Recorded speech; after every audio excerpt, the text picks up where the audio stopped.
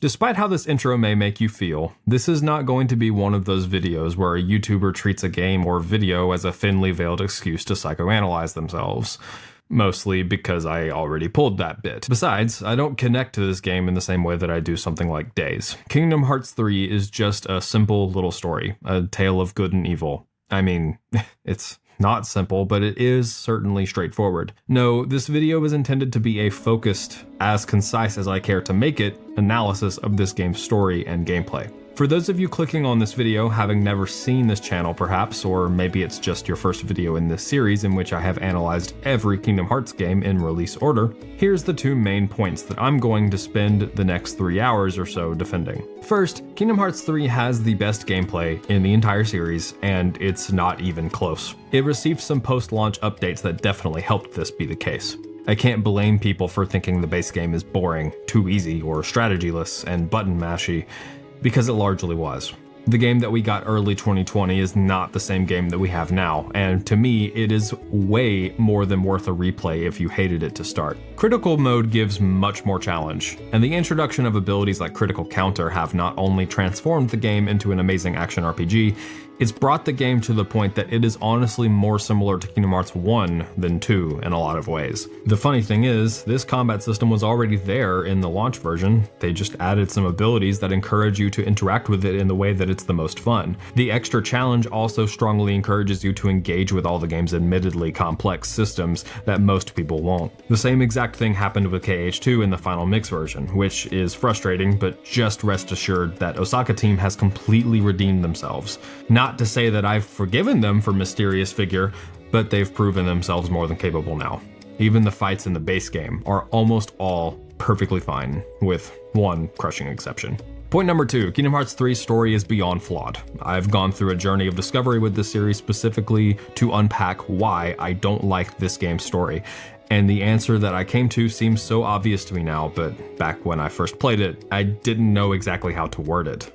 Now, I'm confident I know why it failed for me, and probably for others as well. The first part of this video will talk exclusively on the gameplay, followed by a section on enemies and bosses, then world design and exploration, followed by a breakdown of the Disney stories, and finally the original story, with a brief addendum for the DLC. Chapters will be down in the description if you want to skip around and find out. Should this be your first video in this series, you may consider going back and at least watching the Kingdom Hearts 1, 2, and Birth by Sleep videos for added context, but this for the most part won't be necessary, especially if you're already familiar with the games.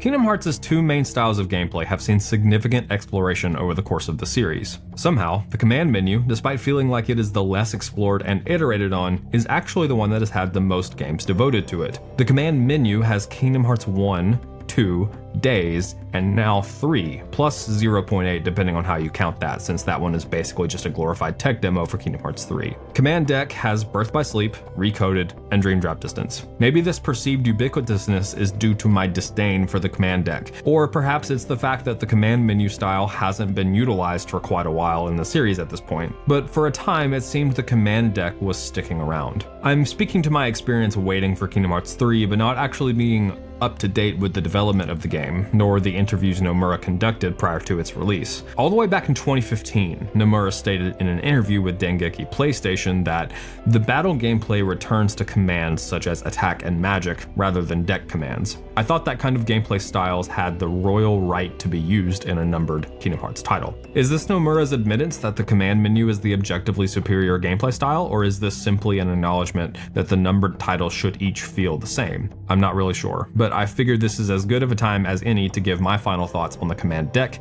before we put it behind us, hopefully forever. The command deck had one major flaw that Birth by Sleep and Dream Drop Distance both shared, but Recoded managed to avoid despite being the DS game no one played. That's the issue of the commands not being chainable and feeling awful to use. None of the commands in Birth by Sleep or Dream Drop Distance chain together in any way, making them feel sluggish and clunky. Recoded managed to avoid this by making many of the attacks behave more akin to steps in a combo that you could actually use one after the other. This was good, but it should be noted that there is still the issue of disparity between the different attack options at your disposal. While not as bad in Recoded in my experience, Birth by Sleep and Dream Drop Distance completely failed to justify their inclusion of the traditional physical combo system that has been in the series since the beginning. Combos were practically useless in many cases, and there wasn't much of a point in trying to make them work outside of specific niche cases like the passive some Dream Eaters could give you, making them surprisingly strong. On top of all that, the command deck also essentially forced the hands of the devs into making some of the worst bosses ever pinned to gaming. Mysterious Figure primarily, but just about every boss in Birth by Sleep and Dream Drop Distance are dull or even bad, the main progenitor being the abilities given to the player more so than anything else. Flow Motion was more the culprit in Dream Drop Distance, but the command deck system certainly didn't help. For more on this, you can check out my Mysterious Figure analysis at the end of the bosses section of my Birth by Sleep video. Suffice to say here that the command deck is broken to its core. They have yet to make a game that used it exceptionally well and in any way that didn't feel like the game was being broken in the player's favor, and the only reason it was ever difficult was because the devs were breaking it again, but in their favor instead. Recoded got close, but it's still got its own set of flaws, mostly in the general game feel and some questionable boss design. I am interested in seeing the Kingdom Hearts series continue to experiment with new gameplay styles. I'll defend Chain of Memories till the end of my days, and I appreciate that there is a series that still has interesting and unique gameplay design, but I'm hopeful that the command deck system is done for, permanently. A fun experiment, but one we should put behind us. The command menu doesn't break the game over its knee nearly as much, as the balance comes much more down to the gameplay systems themselves rather than the way they are packaged for the player. Now, as for this game, Kingdom Hearts 3 sees, in some ways, an iterative expansion on what came before it. Functionally similar to Kingdom Hearts 2 in many ways, but with basically only improvements from my perspective. This is impressive, seeing as Kingdom Hearts 2 was already an excellently designed experience. From my estimation, they repeated none of the mistakes from the mobile titles and only made positive changes to just about every system. Keep in mind that this game is still made by Osaka Team, except now they've got quite a bit of experience working on the series and have clearly learned a lot of lessons throughout. Perhaps it's because this is the first game in the series they have made that directly borrows the combat style from Kingdom Hearts 2, but so many of the decisions here make stuff they did in the past look like they were flailing in the dark for some reason, as if they had no guidance from past games or experiences, even though they clearly did. So let's start going through each system in turn, mostly looking at the ways they differ from previous titles. Physical attacks remain largely unchanged from previous games, and this is a good thing for the most part. I argued that, at least back in Kingdom Hearts 1, the way physical attacks work, that being that Sora picks the attack he wants to use based mostly on positioning to the enemy, can occasionally result in a whiff at no fault of the player. I stand by that, but that's not an issue here, mostly. Sora's attacks are so much more fluid and aggressive in this one that it basically doesn't matter what individual attack he chooses to use anymore. Back then, using the thrust when you wanted to use the swing could result in an unfavorable outcome.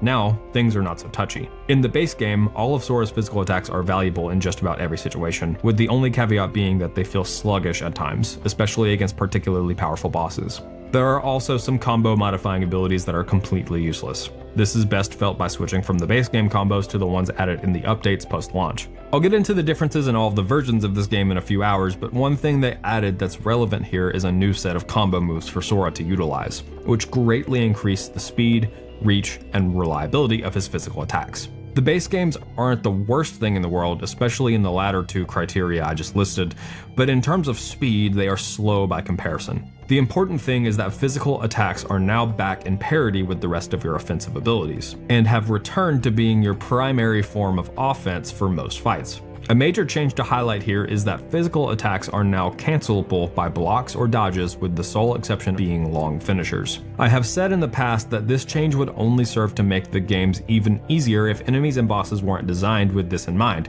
and luckily they actually were this time. Bosses can attack much more quickly because your ability to respond is much higher than it used to be. You can dodge or block out of every animation in a combo before the finisher, so you can also be more aggressive without as much fear of being punished during a combo, as long as you're paying attention. The finisher is still dangerous, but this is by design, and as it should be.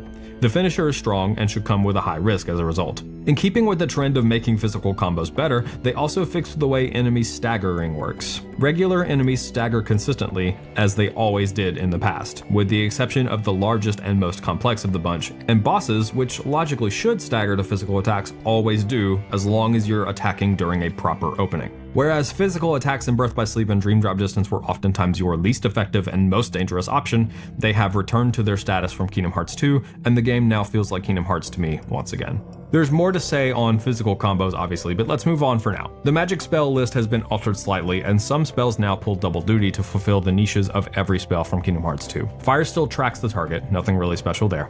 Water has a reflect-like bubble of protection when cast. It's not super practical and not nearly as reliable or powerful as Reflect was, but that's not a bad thing because Reflect was broken anyway. Blizzard can freeze enemies, but more interestingly, has a unique property in that it places a track on the ground which you can flow motion grind on. Pretty neat and is actually useful to get around quickly. Yes, this game has flow motion, we'll get to it. Arrow functions largely the same as Magnet from Kingdom Hearts 2, but way less good. Again, not necessarily a problem, as Magnet was perhaps overly useful at times, single-handedly winning many late-game fights if you know how to use it. Arrow also can give you a boost into a flow motion jump, which ends up being more annoying than anything most of the time. Thunder is a slightly delayed AoE blast that is great for taking out huge groups of enemies. Cure functions the same as its Cage 2 counterpart. Overall, the spell list here is perhaps a side grade from what Kingdom Hearts 2 had. No spell stands out as being broken or overpowered on its own, but many of them also feel samey, in that they each have area of effect properties, with the sole exception of Fire. Each spell does have a unique property to it, Thunder notwithstanding. Fire's tracking, Blizzard's grind rail, Arrow's magnetism, and Water's protective bubble. Thunder comes in as your basic damage dealing spell that can bathe the entire arena in a hitbox. The spell list feels appropriately fleshed out here and nothing is busted, so that's a plus. Spells upgrade the same way they did back in Kingdom Hearts 1 and 2. Upgrades to spells come as straight improvements and don't add any new functionality to the spell. What they do that's different is incur a larger MP cost for each upgrade. Now, thanks to the customization menu, you can downgrade to whatever version of a spell you want. Obviously, lower level spells will be more spammable and cost less, but will also deal less damage and have less area of effect than their Ra or Ga variants. I appreciate that you can downgrade, and there is tangible benefit to doing so, especially on critical mode, where total MP is halved for the entire game. This ability also opens up some fun synergy opportunities when combined with certain equipment abilities, which we'll get to in a bit. The MP bar works the same as it was in Kingdom Hearts 2. Set amount of MP that doesn't typically replenish without items. Once it's gone, you enter MP recharge and must wait for it to come back. This is good, though the issue I had with it in Kingdom Hearts 2 is still present here. Sometimes the best course of action you can take is to just run around and wait for the MP to come back. Though it's not so big of an issue that I think that it's worth scrapping the mechanic or something. I could still request the ability to increase MP charge speeds through attacking, maybe with an equipable ability or something, but other abilities the game gives you, which we'll get to in a minute, accomplish this decently. Situation commands function as a bit of a combination of the reaction commands of Kingdom Hearts 2 and the style changes of Birth by Sleep. During combat, you'll build up these little chevrons over the command menu, and once at 4, you get one or a few situation commands above the command menu that you can activate with triangle. These can be Grand Magic, Za variants of the spells you used most during your combos, form changes, similar to style changes from Birth by Sleep, and not directly tied to the situation gauge, are party abilities which appear basically at random, attraction flow, which is rewarded for hitting enemies with this green reticle over them, and rage form, which functions similarly to anti-form from Kingdom Hearts 2, being awarded for hitting critical HP levels. Let's go over each of these in a bit more detail. Form changes get their own section later since they're complicated. Grand Magic is more simple, more powerful versions of the spells you use during the combo that builds the situation gauge. These are usually massive explosions of AoE damage, but even Cure has a Grand Magic version that just does what Cure does, but better and doesn't cost any MP, which is nice on its own. The random party abilities, like I said, don't have any bearing in the situation gauge. They just pop up randomly based on the characters in your party. These are usually fairly simple attacks. Occasionally they function similar to limits from Kingdom Hearts 2, where you'll have some input in how the attack plays out. There's really not much to these, other than to hit them when they pop up because they're free, keep you safe, and deal a ton of damage. Remember when I said this in the Rechain of Memories video? We're not doing this bit again, let's move on. Attraction Flow is perhaps the most questionable inclusion in the game from a gameplay standpoint. These are big, limit-esque attacks that involve a particular theme park attraction, and each has a gimmick of sorts to get the most out of them. There are 2 scripted versions, one in the fight with the Rock Titan early in the game, and another in the big mob fight toward the end, both of which involve the mountain coaster attraction. Otherwise, you've got the Carousel, which is a glorified rhythm game, the one that's similar to Kali River Rapids that actually has some strategy to it in that you have to pilot the boat into the enemies, and the further you go with it, the more chances you'll have to hit the enemies after using the finisher. The pirate ship where you mash the attack button, Teacups, which involves spinning around and bumper karting all over the place, and the one that's like Toy Story Mania where you shoot enemies with a blaster. These pop up often, usually around once per fight, and are some of the most inane and boring gameplay you could possibly imagine. We'll discuss the overall difficulty in a bit, but suffice to say that this game shipped way too easy, and these sorts of inclusions didn't aid in the perception that this game was all style and no substance, a repeated flaw from Kingdom Hearts 2, unfortunately. I'm here to tell you that the gameplay in this one is way better than you probably realize, but this sort of stuff is just as vapid as it looks to be. Finally, Rage Form pops up most of the time when you hit critical HP and is a unique form change that makes you sort of similar to Anti-Form in Kingdom Hearts 2. While Anti-Form was strong but unwieldy in that game by design, as it was meant to be a punishment for abusing the drive form system, this one is supposed to function more so like a panic heal that puts you into a form that can't itself heal. I'm not really sure what the exact purpose of this was meant to be, but Nomura did state that it was supposed to be Sora's rage taking him over, which is kind of funny given the way Sora's character has been going so far, but much more on that later. Links are the same thing in essence as summons from Kingdom Hearts 2, except with different design philosophies. None of them allow you free movement or combat, instead taking over your command menu and giving you a unique set of commands or abilities depending on the link in question. They take all your MP and you must be at full MP to use them, and they heal you to full on every difficulty except critical, where they heal you halfway.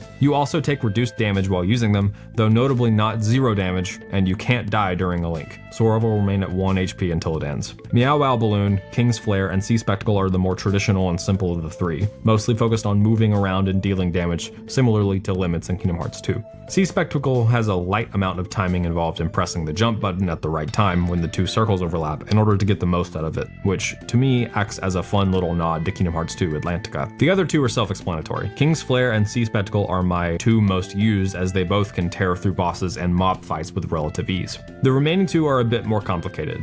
8-Bit Blast sees Wreck-It Ralph join you, and you can place down blocks with these cannons on them, each having a pattern of influence around them. The idea here is to chain them together in such a way that the first cannon hits the second, which hits the third, in a chain reaction. I've seen footage of this absolutely tearing up bosses, but I have yet to be successful at using it. Lastly, Plasma Encounter sees Stitch helping you draw lines all over the arena, creating these danger zones that deal damage and stun enemies, then using the finisher deals a bunch more damage to enemies in the area.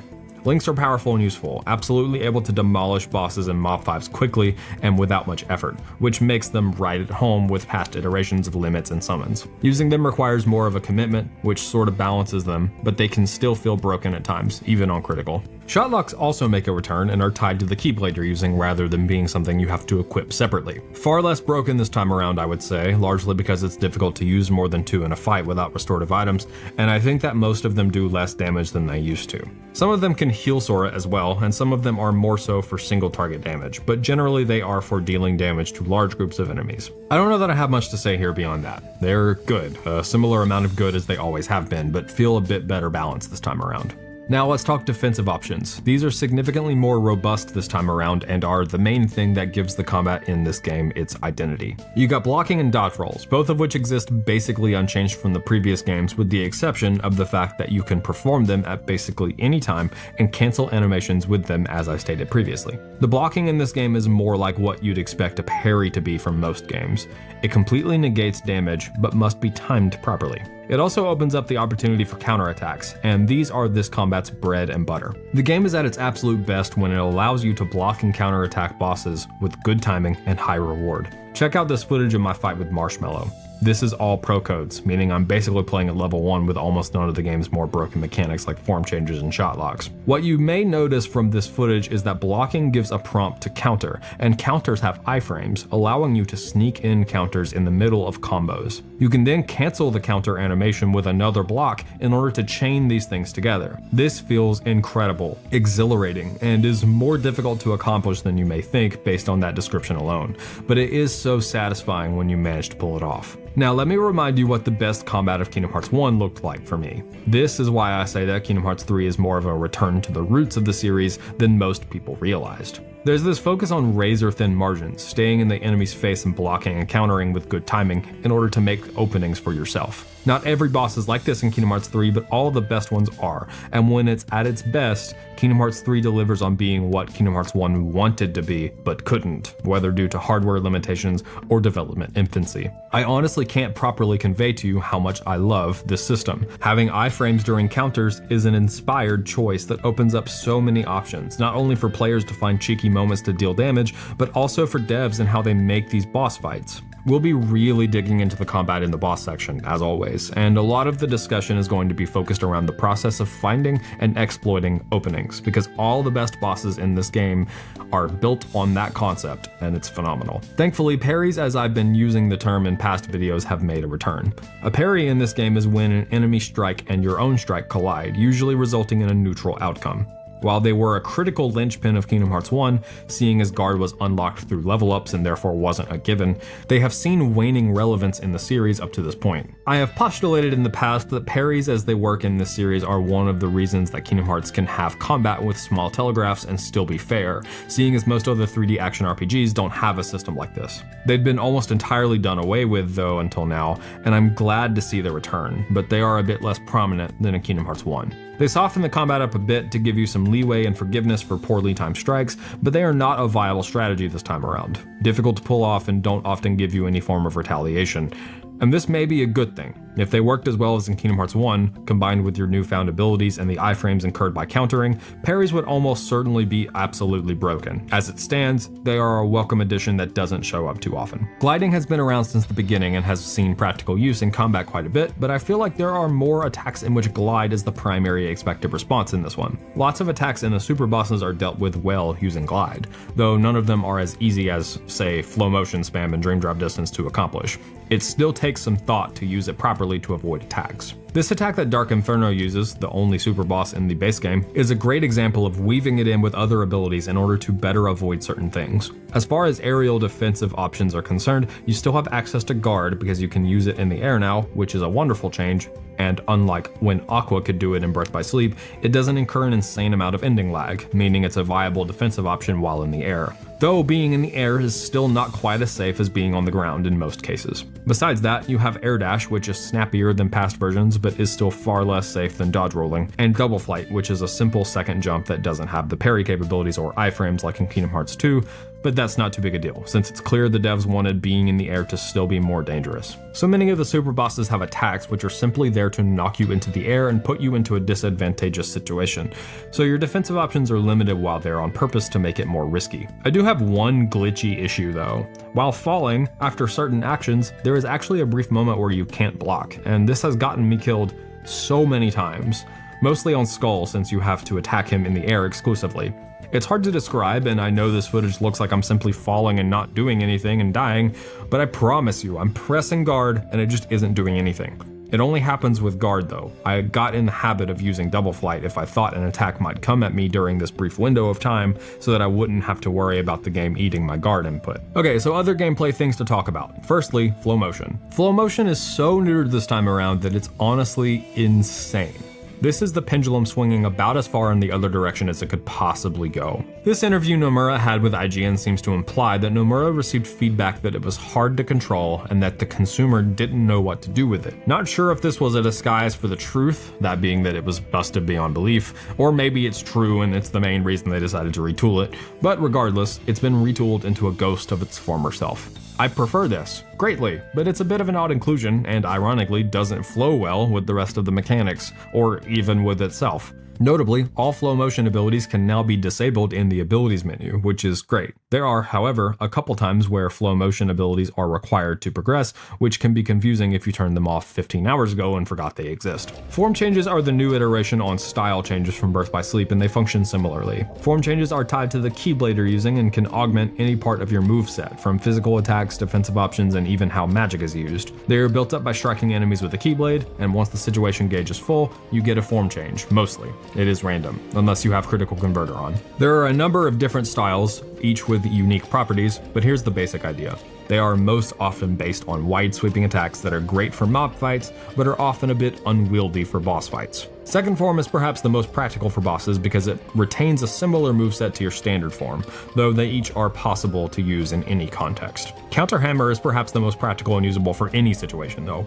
It allows you to store charges by blocking attacks, and at 2 charges you can unleash a big counter attack that deals a ton of damage. This form is a great way to get through basically any fight you're having trouble with. Keyblade switching is a completely new mechanic. You can equip 3 keyblades at a time and switch with the right and left D-pad buttons. There are lots of ways this manifests as useful, but perhaps the best is that you can store form changes. Since the form change is tied to the keyblade, you can activate it and then switch away from the keyblade and the timer on it will be paused.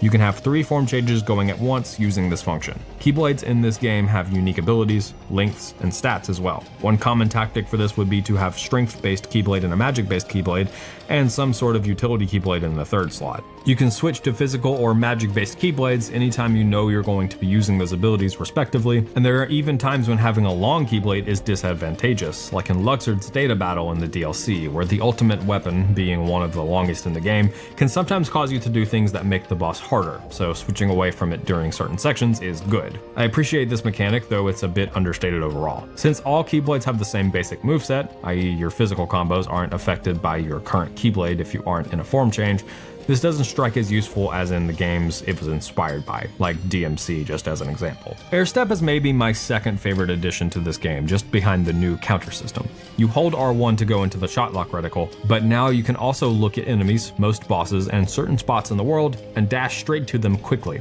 This is useful on its own, but it has a few other useful properties that you should know about. Firstly, entering into the shot lock reticle mode slows down the game significantly, giving you extra time to find your target or assess your situation. Second, while aiming the reticle, Sora will continue doing whatever he was doing. This is particularly useful if you are blocking attacks. Here's some footage of me aiming an air step while Sora continues to auto-block each successive hit. Thirdly, while air stepping, you've got iframes for the duration, which allows you to go straight through enemy attacks.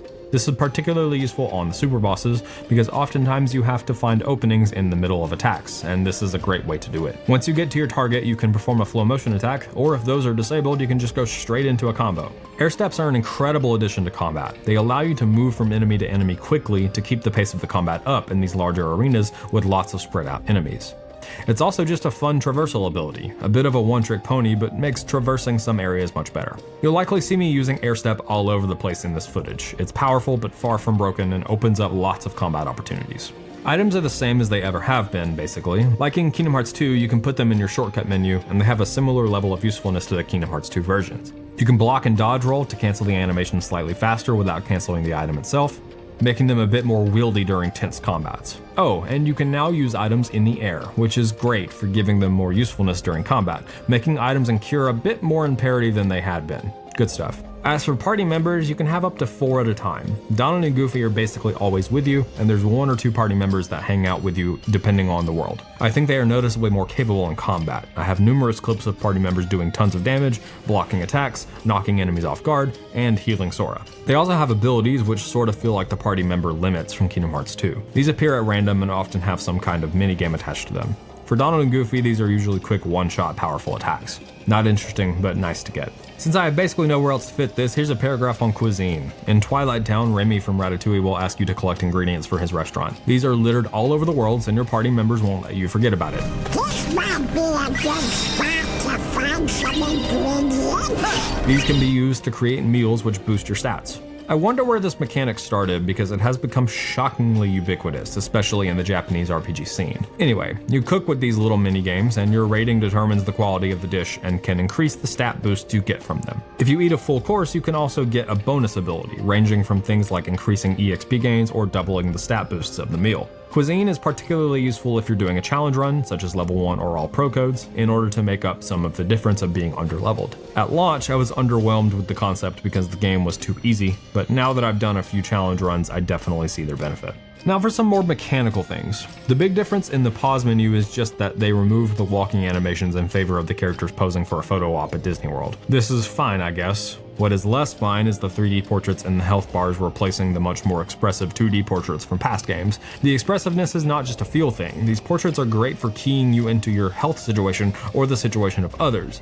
but the lacking expressiveness of these makes them harder to read and therefore less useful for this purpose. The shortcut menu has seen a beefy update. Firstly, nearly everything can go in it now. Items, links, any level of spell you have access to. I appreciate all of this for sure. Less and less mechanics require you to use the actual menu, and this is only good for the accessibility of the game. There's also a new feature where you can swap between 3 different pages of the shortcut menu by hitting down or up on the D-pad while it's active. This is a cool inclusion, but I personally can't use it much, largely because I don't typically look at the shortcut menu when I'm using it. I just hit the shortcut button plus the button I know is attached to whatever spell I want to use. Using the page system gives slight obfuscation to the shortcuts, which in turn makes it more dangerous to use them because I usually need to use whatever I'm going for within a second, and I don't want there to be any question on what button combination to hit in order to find the spell I need. If you're not great at menuing during combat, you may find it easier to make use of this, but I just found that it got me killed or made me whiff an opportunity more than anything. Speaking briefly on the menu itself, it is simplified from its Kingdom Hearts 2 counterpart. Back then you could press right,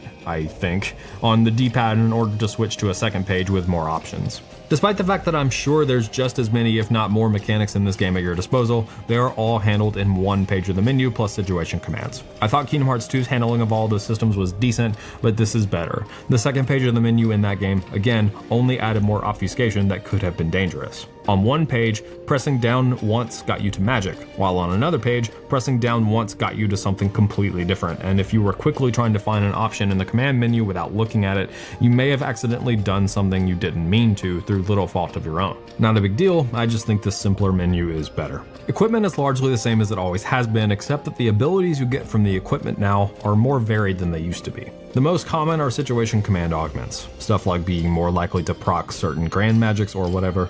You also have HP and MP Walker, allowing you to restore each of those simply by walking around. Not many bosses give you a ton of time to jog, but these can be useful. Then there's Wizard's Ruse, which gives a chance to heal you on casting a spell. This is particularly useful if you're doing all pro codes runs on bosses where you don't have your usual healing options. There's also some super cheeky stuff you can do with certain pieces of equipment. One makes your magic combos endless, one makes your spells cost less MP per cast in a combo. Combine this with the fact that you can equip lower level spells, and you can set it up to where you spam fire for a bit to get your MP cost low, then switch to Faraga and keep that low MP cost but with much higher damage. Pretty cool synergies, and there are more examples of equipment abilities being interesting and useful. Lastly, for mechanical stuff, we have Lock On and the camera.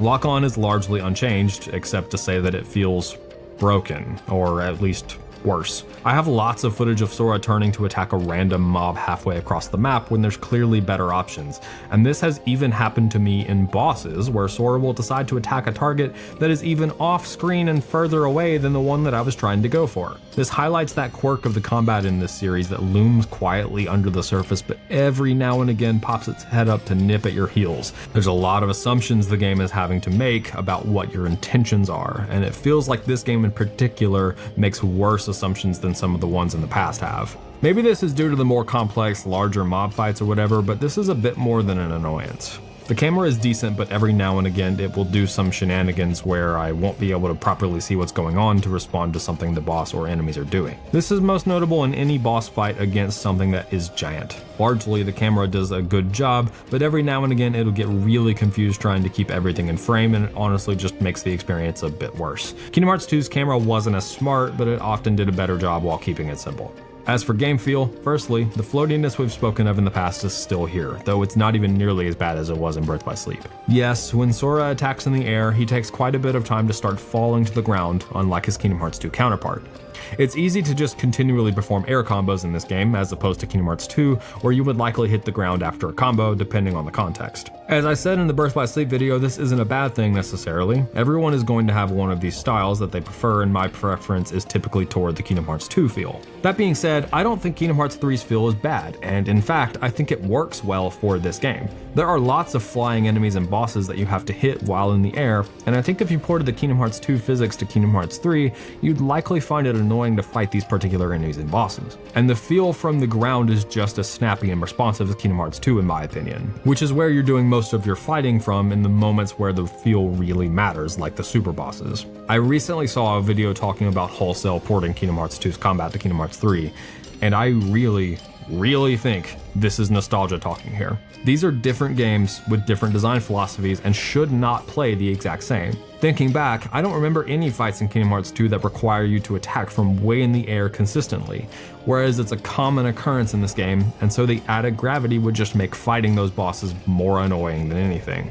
Y'all can do what you want, but I really think Kingdom Hearts 3's combat doesn't need some massive overhaul to make it more like Kingdom Hearts 2, and that's coming from someone that loves Kingdom Hearts 2 and its combat. I really think that if you open yourself up to this game and what it's trying to do, you'll find that the choices the devs made were actually smart, and they considered the movement and physics system well when designing the bosses. There's a lot to dig into here, but we'll really discuss the combat on a micro level when we go over all the bosses. Now, on to the last damage calculation discussion of this series. If you missed the one I did for Birth by Sleep, then here's the basic gist of what we have learned about damage calculations throughout this series. In Kingdom Hearts 2, the damage floor was 8, and what this accomplished was that at low levels, it never got ridiculously slow, and even mob fights maintained a semblance of pacing. Birth by Sleep does not do this. After most of the modifiers, the damage floor for your attacks is 1, which means that if you're even 1 point of strength below the defense stat for the battle level you're at, you're dealing 1 hit point total per strike. On top of that, there were some questionable decisions in how the game spread out its strength boosts for level ups, and how quickly the game expected you to gain strength as compared to how quickly the enemies gained defense, meaning it was common that if you didn't just go around aimlessly farming, you would likely end up dealing 1 point of damage in the mid-game, at least on critical mode, where EXP gains were at 75%. To be clear, this does not make the game more difficult, it makes it significantly more boring. There's a balance here. If enemies die too quickly, then you don't have to engage with their mechanics. On the other hand, if they take too long, then you still won't engage with them because you'll be encouraged to just leave and go do something else until you're strong enough to handle it. I don't think that an action RPG should ever devolve into this kind of gameplay simply because the framing of the gameplay implies a focus or at least an importance on skill, but gating the player through soft stat requirements takes away that focus entirely. At the least, make it clear to the player what level they are expected to be at if you're going to design the game in such a way that levels are this necessary. Birth by Sleep did not do that, but ironically, despite the fact that they don't really matter in Kingdom Hearts 2, that game does tell you exactly what level you're expected to be at for all of the story content and even a lot of the optional stuff. Anyway, getting into Kingdom Hearts 3, things are a bit better here. Firstly, the game compares strength minus defense. If it's above a certain number, the amount that it exceeds the ceiling is halved and rounded down. This means that for bosses and some normal enemies, your damage has diminishing returns after a certain point. If the calculation is below the lower limit, it is also corrected to a damage floor. After that, the damage is multiplied by the attack's multiplier and then is modified for resistances, abilities, and the game mode in question. Now, the writing on the damage floor section is a bit confusing, but after some quick testing, I know what all this means. In this clip, my defense is significantly higher than the enemy's base strength stat when taking the battle level of 24 into account. When the shadow hits me, it deals 2 damage.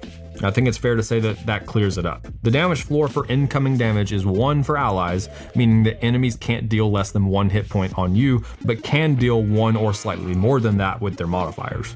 To be clear, this is on critical mode, which means that incoming damage is multiplied by 2. The odd thing is that this claims that incoming damage is set to 2.0 times plus 10, which this is obviously less than. Maybe that means the Shadow's attack multiplier is 0.5, which is likely. But this definitely implies that the damage floor for incoming damage is not 3 plus the multiplication for the difficulty level. That being said, I don't have access to the attack stats of a Shadow, so here's a clip that shows the other side of this coin. In this clip, I have nerfed Sora's strength down to 21, which is much lower than the base defense of 37 for enemies at this battle level. However, none of my attacks are doing 1 point of damage, and in fact they mostly deal a decent amount. You would expect the damage floor to be 1 plus the battle level for Battle Gate 1, that being 60, divided by 10 to 6 for a total of 7. Sometimes my attacks are below that because many of Sora's attacks have a modifier that is less than 1, meaning that it's reducing your damage, but not by much usually. And these are often the combo moves and not the finishers, which are meant to be your big damage hitters. So this part of the calculation applies to incoming damage to allies, and this part for outgoing damage to enemies. This is a bit more complicated of a calculation than Kingdom Hearts 2's version, but I think it works well here. For the most part, damage to mob fights is not bad even when severely underleveled. It's definitely a lot slower than the base game for combos, but it also encourages you to use your more powerful tools that can increase that damage more. It also encourages you to figure out and abuse enemy weaknesses and the like, as well as to be smart about equipping good items to increase your strength. Now for the difficulty modes. Beginner gives 1.25 times EXP rates, outgoing damage is 25% higher, and incoming damage is halved. Standard is considered baseline. Proud is the same except incoming damage is 50% higher. Finally, for critical mode, there's a whole laundry list of changes. 25% less EXP, normal outgoing damage, but incoming damage is doubled, and then gets 10 added to that before the multiplier. HP and MP is halved across the board, both starting amounts and rewards. This makes magic far less spammable and makes that incoming damage increase feel even sharper. Sora starts with 58 AP plus another 6 from a pre-equipped item. MP charge time is up to 70 seconds, up from, I would presume, 60, though I was having trouble finding this information, so don't quote me on that. There are 3 abilities added to critical mode specifically. Critical counter doubles damage on well-timed counters. This is by far the best thing they added, and it further encourages using the counter system, which pushes you toward the most fun way to fight basically all of the bosses. Critical recharge builds situation commands faster while an MP recharge. It's interesting that there was no mechanic like this in Kingdom Hearts 3 by default, because there's little incentive to use your MP with magic instead of waiting for a cure if you're not in any way incentivized to be an MP recharge. Not a big deal, just a bit odd. Lastly, Critical Converter removes attraction indicators, meaning you can't get unscripted attraction flow commands, but you are guaranteed to get form changes when filling the situation gauge. This is interesting because it shows that they know what the people playing on Crit are looking for, and it's certainly not attraction flow. What's baffling here is why this wasn't in the game at launch. Perhaps this, and much of Critical Mode's design, was in response to player feedback, and they actually didn't know that more hardcore players wouldn't enjoy attraction flow much. Not sure. On top of all that, Sora starts with a more complex moveset from the get-go. Aerial recovery, all 3 counterattacks, a bunch of combo modifiers, air slide, and super slide, which is bizarre that those abilities aren't unlocked at the start of the other difficulties. And Combo Master, which allows you to continue combos even if you miss. This is good. A more complex moveset from the start is a great way to make the early game more interesting. Links now only restore half of Sora's HP instead of all of it. With as high as damage is tuned in critical mode, this doesn't really matter much in my opinion. Just for posterity, you can access the Oblivion Keyblade at the end of the game as well. Honestly, critical mode this time around is wonderful. Just critical counter alone makes it the default option in my eyes, but the better tuned damage means that the game actually requires some thought. I played at launch on Proud and it really failed to challenge me. Critical feels much better, and the choices made here show an improvement on the part of Osaka team. Again, huge bummer that it wasn't in the game on release. The problem is just that the early months matter so much to the game's perception, and the perception this game gave off was that it was more of that style over substance mentality that Kingdom Hearts 2 had. The game launched January 29th, 2019, and got the update that added critical mode on April 23rd, 2019, nearly 3 months later. Side note, they didn't add the ability to see what items you crafted in the synthesis menu until this patch as well, which is baffling. The next major update comes on January 22nd, 2020, almost a year after the game launched, and it included all of the updated combo moves which make Sora's base combo much better. This update came out at basically the same time the Remind DLC launched, which isn't a crazy long time to wait, but most of the best bosses weren't in the game for the first year, and I think the game's legacy was cemented by then. It basically didn't matter how good Remind was. People were going to trash it because they already thought they knew the gameplay was no good. There are basically 2 ways to do super challenge runs in this game, and while I appreciate the options, I feel like one greatly trumps the other's existence. Firstly, there's the level 1 run you've come to know and loathe throughout the series. 0 EXP doesn't affect any of your damage output. The damage floor makes combat at level 1 bearable, but notably you won't ever get things like Second Chance, Once More, or Leaf Bracer because abilities are entirely earned through level ups in this one. There are ways around this limitation, however, which allow you to still use those abilities in certain situations. Namely, Counter Shield has Second Chance and Withstand Combo, aka Once More, as long as you're in the form. Since this Keyblade is unlocked early, these abilities can be banked and switched to for most of the game. If you suspect you might take a big hit, you can switch to Counter Shield and tank the damage more easily. On top of that, Counter Shield is also just a great form in general for blocking and retaliating against attacks, so low level runs will likely have that Keyblade equipped at all times. Leaf Bracer can be used by switching to the Ever After Keyblade before using Cure, which you can also unlock early in the game.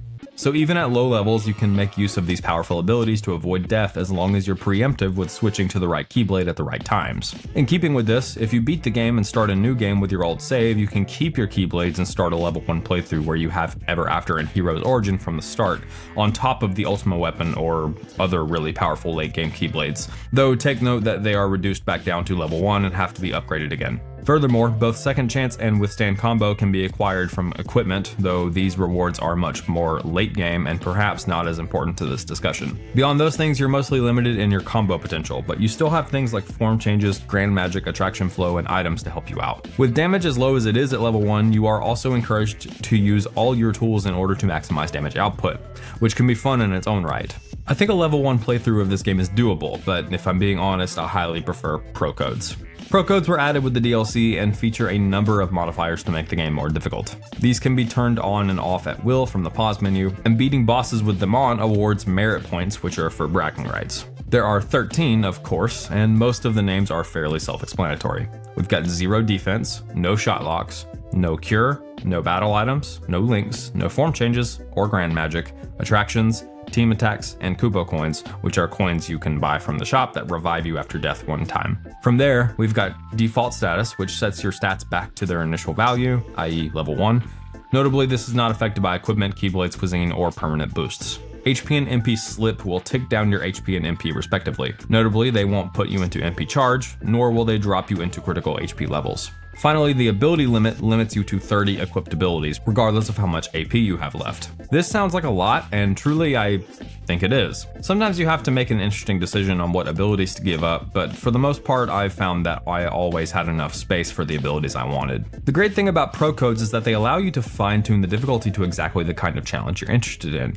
If you don't equip level abilities and equip the default status pro code, you can cosplay as a level 1 challenge run without having to fully commit to the bit, meaning that you can always undo it and go back to a regular level of challenge if things get insane. Now, in a perfect game, I wouldn't think this is necessary, but Kingdom Hearts 3 has at least one crushingly bad boss that is abysmally stupid to beat with all pro codes or at level 1. So if you're going to do a challenge run, I recommend giving yourself the out that pro codes provide and not bother with a level 1 run, lest you get to Skull and just decide to quit. More on that later. Furthermore, you can turn off pro codes for mob fights in order to make them go by a bit faster, which is, again, great because sometimes mob fights get crazy on level 1. You can decide whether you like the challenge afforded by not having access to things such as form changes or shot locks.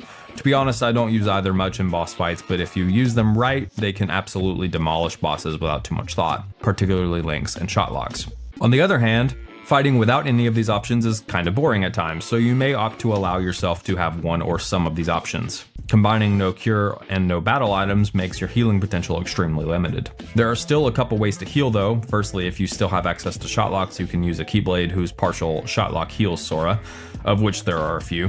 If you don't, your only options to my knowledge are HP Walker, which gives you health for walking for a while. Not all bosses give you time to do this, but some definitely do, and this is an option. The other one is Wizard's Ruse, an equipment ability which gives you a chance to heal whenever you cast a spell. I like this ability when combined with MP Slip because it greatly limits how many spells you can cast, and also increases MP charge time, making it much harder to use effectively, but still giving you a slim chance to heal if you play your cards right. I have footage of doing so, however, so it's not impossible. I have beaten nearly every mainline boss with all pro codes excepting Skull, Demon Tide, and the final boss.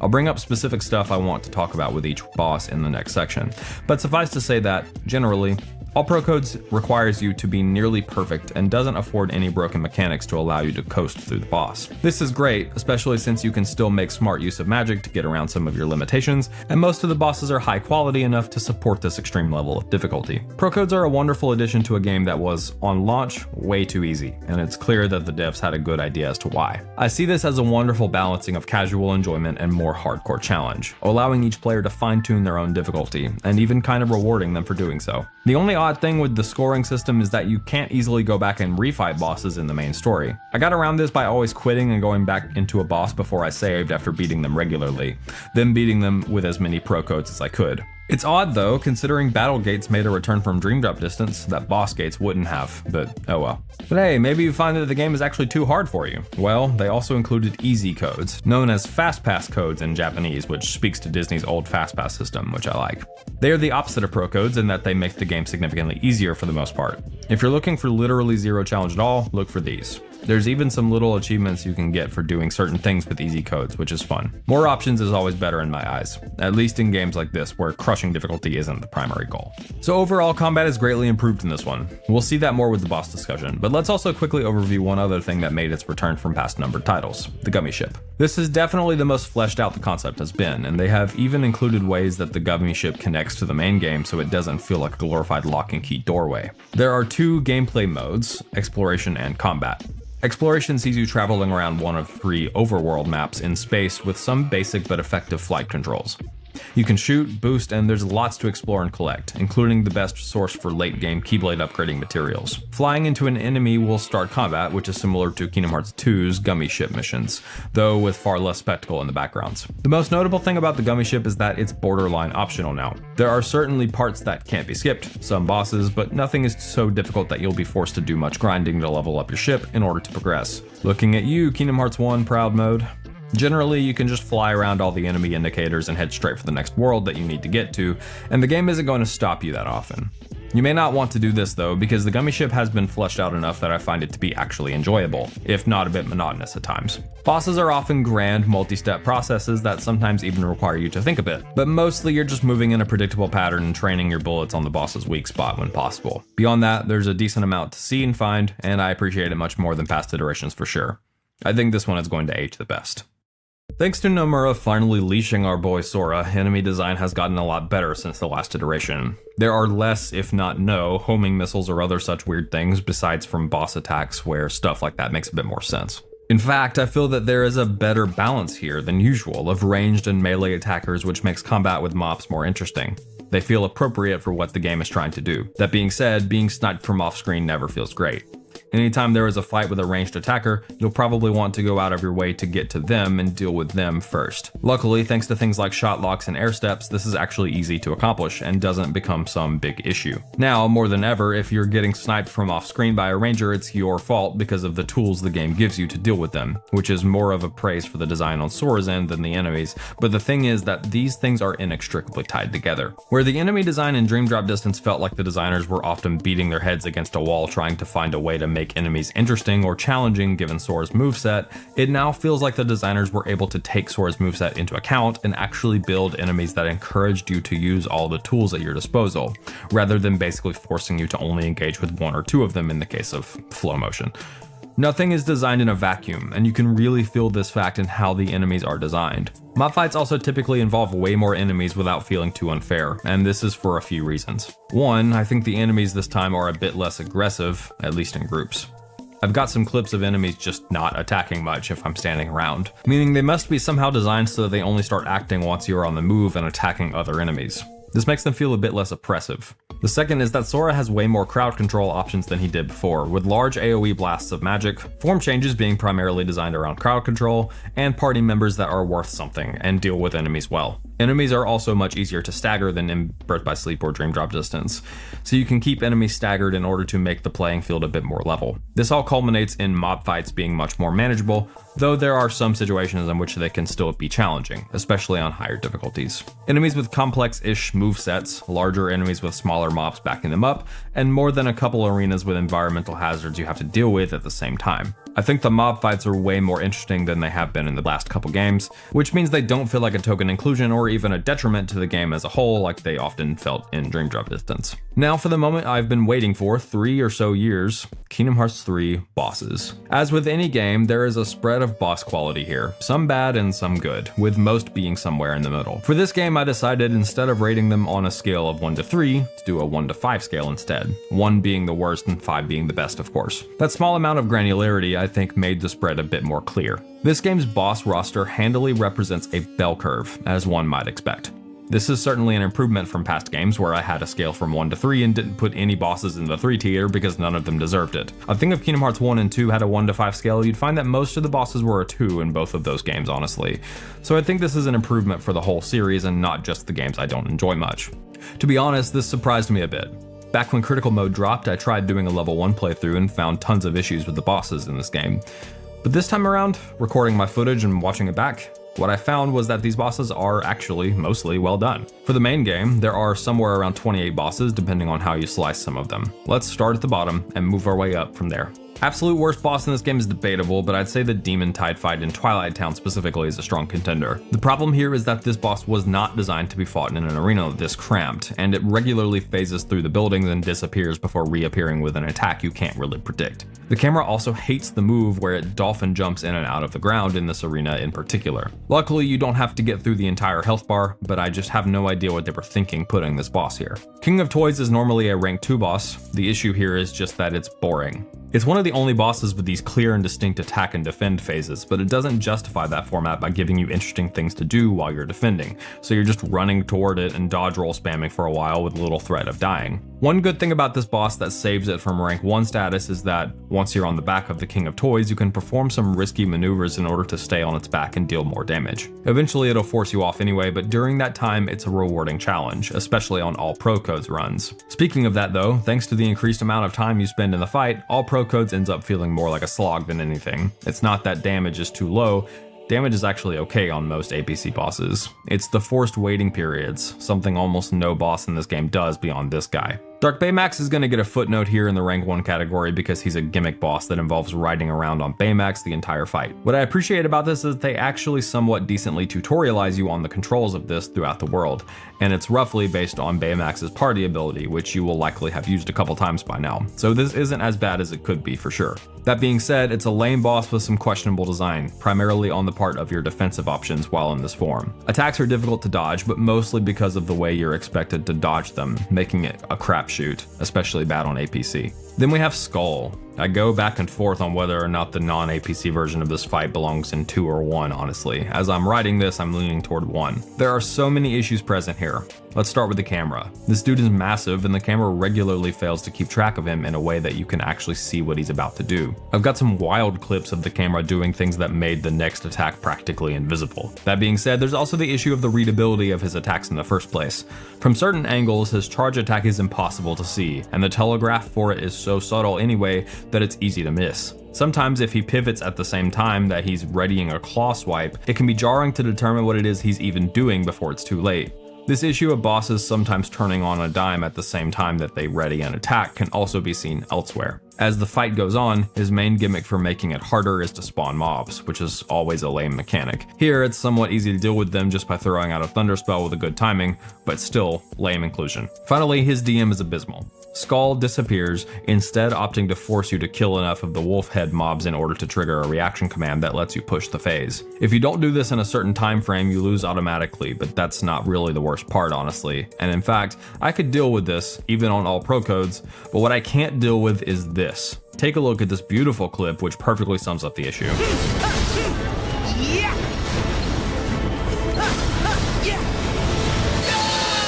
Okay, hi, editing Tetra here. So I realized after looking at this clip that it's actually this wolf head that killed me. It happens in not very many frames, and so I can't really blame note-taking me for missing this.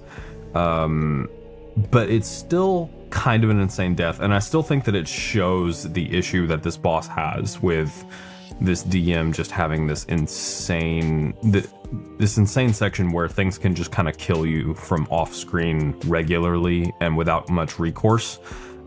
Here's a clip of me dying to a fireball, just so you see it.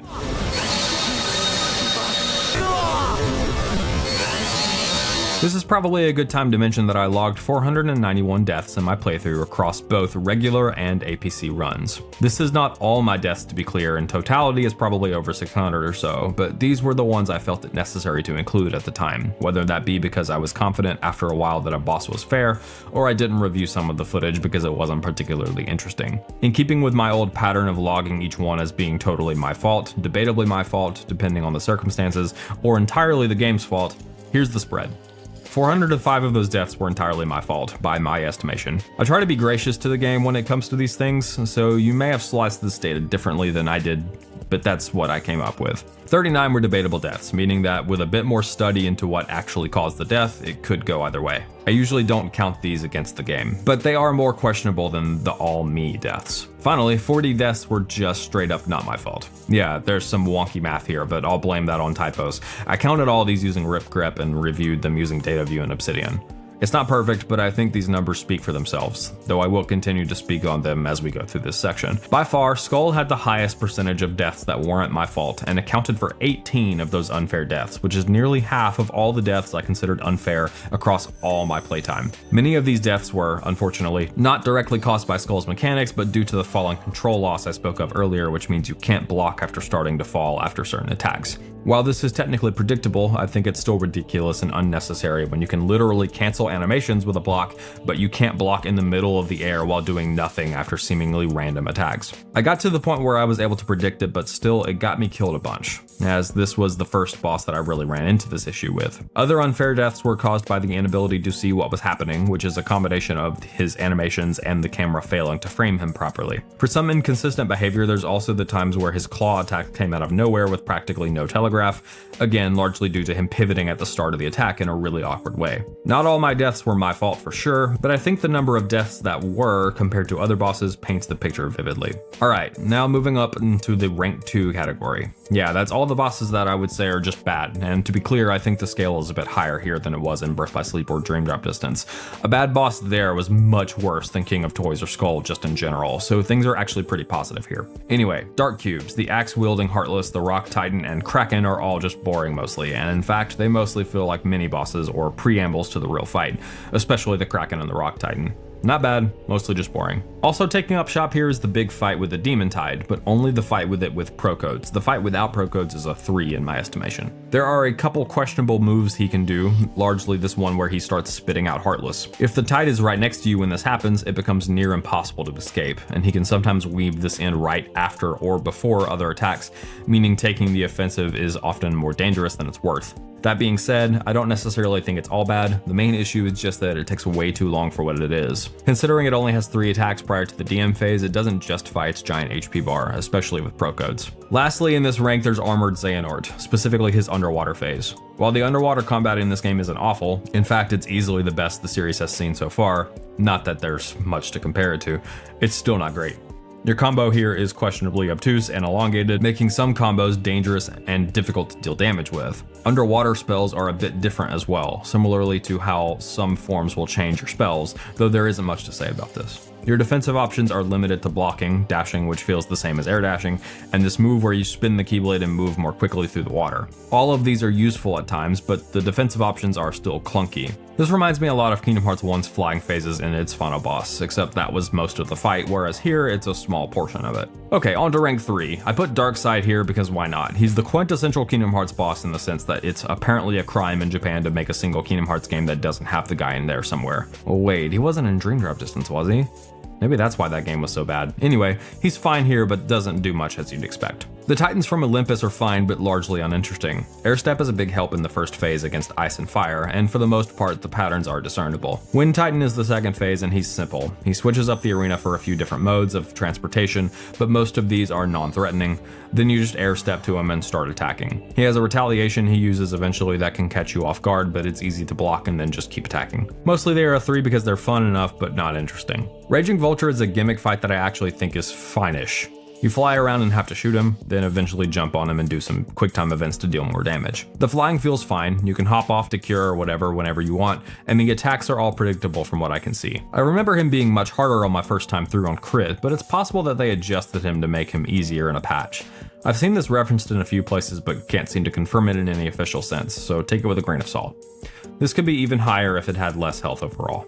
Lightning Angler and Catastrocorus are both decent bosses that I don't have much to say about. Angelic Amber is a 3 with 4 potential, but the main issue is that there's just a bunch of mobs everywhere that spawn when you move through the arena and make it needlessly difficult, especially on higher difficulties or with pro codes on, but her actual attacks are fine. Lump of Horror also had potential, but a couple annoying things keep it from true greatness. Firstly, it has a massive amount of defense during the phase where it's on the ground, and I'm really not sure how to feel about this. Those phases end up feeling like wasted time even if they aren't, but doing this also doesn't seem to add anything. It really only makes it worse in my eyes. The hand phases are also lame and annoying, especially on higher difficulties because it becomes much more difficult to deal enough damage to push the phase, seeing as you have to take out a certain number of the hands in time. I think it's all of them actually. Blizzard magic does make this easier though, as it one-shots them even with low stats. The basic pattern of this boss is fine, nothing too bad, and all the attacks are predictable and readable. The DM phase can be annoying, but once you know how to deal with it, it's consistent. It's just difficult to get there. You can't kill all the hands that will throw fireballs because once you do, it will push the phase, which you don't want because this is the only time you can deal good damage. These fireballs can one-shot you on higher difficulties though, so it's a good idea to get rid of them, but just leave one or so alive. From there, you just can't move from the center of the arena and you're good to wail on him and even get critical counters if you get good at blocking the wind gusts that don't even deal any damage. The consistency of this boss is what saves it from dropping below a 3, but I find much of it to be a boring slog. On to rank 4, starting with Davy Jones. I think on a different day I could put this guy in rank 5 honestly, but I did want to be somewhat stingy with that reward. He says literally minutes before giving every boss in the DLC a 5. Anyway, Davy Jones has some decent attacks that are all reactable and give opportunities for openings. You also have to be careful of his revenge value, a returning mechanic from Kingdom Hearts 2 that is now actually, officially, referred to as revenge value by the devs, which I think is cool. The thing is that his retaliation is actually easy to deal with if you trigger it during an attack that you can cancel with a guard, opening him up for a critical counter just to squeeze that little bit more damage out during a combo. The tentacles are all well done also, with surprisingly tight hitboxes, though the phase where you have to defeat a few of them before you can move on is more annoying than anything, especially when it gets super long on harder difficulties. The quality of a boss is often simply accentuated when fighting with APC, and this one is no exception. I particularly enjoyed fighting this guy with all pro codes. GG! As for a boss I thought was for sure one of the worst before I started playing the game for this video, we have Mother Gothel. There are a few things that kept this boss from rank 5. Firstly, 2 of her attacks have some odd properties. The first is the head slam. If you get hit by this, you'll probably start sneezing, which randomly forces you to stop while you're comboing. But more importantly, this attack has an insane lingering hitbox. If you block the attack, the lingering hitbox completely goes away, which makes it feel a bit inconsistent. The second attack is the one where she summons these bats that swarm you. While it's not bad on its own, it can stack with other attacks in a way that I'm still not really sure how you're supposed to deal with them. See, one of these attacks will force my block to be facing the wrong direction, followed by the next attack punching through the guard.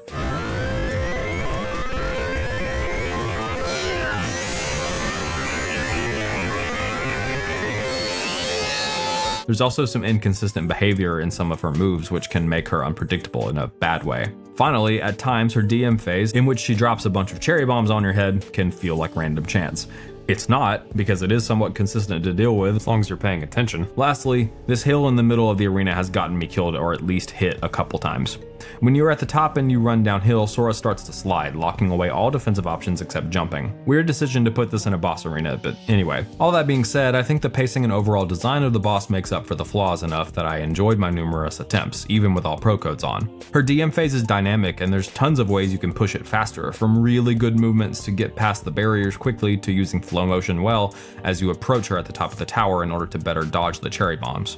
The flower attack she does can be absolutely brutal, but since you can predict when it's coming, you can actually force her to place the flower somewhere in the arena that's more advantageous for you, then just not go that direction. A fire spell also does extra damage to them, allowing you to break out of their grasp more quickly. I think this goes to show that a good boss can overcome some issues as long as they are engaging and mostly fair. 2 more of the armored Xehanort phases are here, and I don't have much to say beyond the fact that they have well telegraphed attacks and interesting arenas. Nothing stands out as bad and they are frantic and engaging. Rank 5, the really good fights. As I said earlier, all the DLC bosses made their way here thankfully, but we'll talk about them later. Firstly, Dark Aqua, making a return from 0.2, she's got lots going for her. Clear, telegraphed attacks, opportunities for openings, and some really satisfying moments. She warps around a bit, but these are learnable and consistent. Great boss, very few notes here, other than I actually wish it was a bit longer. 2 more bosses in the main game made it here. The first is Marshmallow. Marshmallow's got some problems, largely with attacks punching through guards. I'm not sure how this happens, but occasionally attacks in this game will ignore your guard and just deal damage anyway, despite being able to block them other times. This was the case for primarily the breath attack from Marshmallow here, but this boss is just so fun that I can't complain about it too much. This is mostly in the second phase when he starts wolfing out and attacking at super speed. Getting proper guard timing on this was tough but extremely rewarding, in that you can break his armor bar in 1 rotation of this pattern and it feels awesome. It also encourages maximizing damage in between his armor phases. I really like this one. It was heart pounding in a way usually only the super bosses accomplish. Speaking of that, the last rank 5 boss from the main game in my estimation is Dark Inferno, the only super boss present at launch. While thematically he's not that interesting, this is an excellent boss. To start out, he has a combo move that reminds me a lot of Sephiroth's in Kingdom Hearts 2. He ends it with an unblockable strike, indicated by the red glowing aura around the attack. All of his attacks that are unblockable follow this rule. Kingdom Hearts 3 doesn't have a consistent language for this stuff, but when it's used, it is always internally consistent within the boss at least, which is great. In this phase, this combo move basically always gives you an opening after the unblockable strike. He can fly from across the arena and start a smaller combo, which also weaves in unblockable hits which must be dodged. This move also gives reliable openings. He can do this unblockable spin move, which stuns Sora if it connects, making getting hit by this basically a death sentence most of the time. We'll see this a few times throughout the boss design discussion as we get into the hardest ones. I still find stuns to be an odd inclusion and overly punishing for what they are, but they are often tied to attacks which have a ton of telegraph or are much more apparently punishing, so it feels a bit more appropriate. That being said, I do still think that removing them wholesale would probably make these bosses better by default, but that's an opinion. This move gives a reliable opening as well. Finally, he will disappear and spawn some orbs that fly at you after a bit. The easiest way I found to deal with this is with Glide, but the trajectory of the glide does matter somewhat. That's mostly how the boss goes for the whole time. He can also block and retaliate strikes, but unlike when this mechanic was used in Birth by Sleep and Dream Drop Distance, this is always well telegraphed and gives lots of leeway so it never comes off as cheap. This is also the move he uses if you hit his revenge value. After about a third of his HP, he enters his second soft phase. A note about these, they pop up often, and unlike past games where soft phase changes could result in an unfair hit, they are designed in such a way that this isn't possible this time around, which is greatly appreciated. In this second phase, the main thing that changes is that Dark Inferno can now weave his attacks together. From the combo, he can fly away and start his shorter, more disjointed combo, or go into a spin move. This makes predicting his movements a bit more challenging, but is ultimately not such a big change that things get crazy here. His final soft phase at the last third of his HP is where he starts to weave attacks with so much freedom that it becomes hard to figure out how to predict his next move, but it's still just as readable and reactable as long as you're paying attention.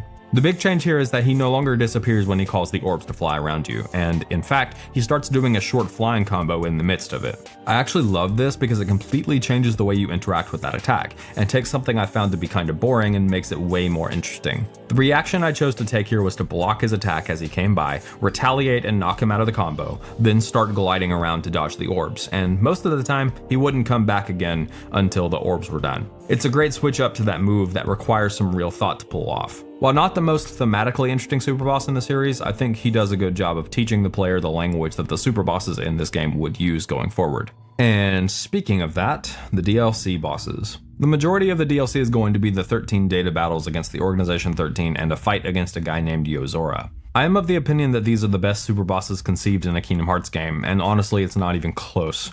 The super bosses of Kingdom Hearts 2 were good, most of them anyway, but I think they are completely outclassed by this game's design for a few key reasons. The team finally knew how to design a boss around Sora's moveset. Bosses require you to regularly use guards, dodge rolls, animation canceling, counterattacks, and highly encourage air steps and occasionally magic in order to find your own openings. These bosses refuse to give you easy openings for the most part, but that doesn't mean there aren't plenty of openings to be had, and finding them makes the boss easier on top of giving you more opportunities for damage. They can be difficult to find though, as retaliating at the wrong time can actually lock you out of an opening, not to mention increase the chance that you'll get hit by something.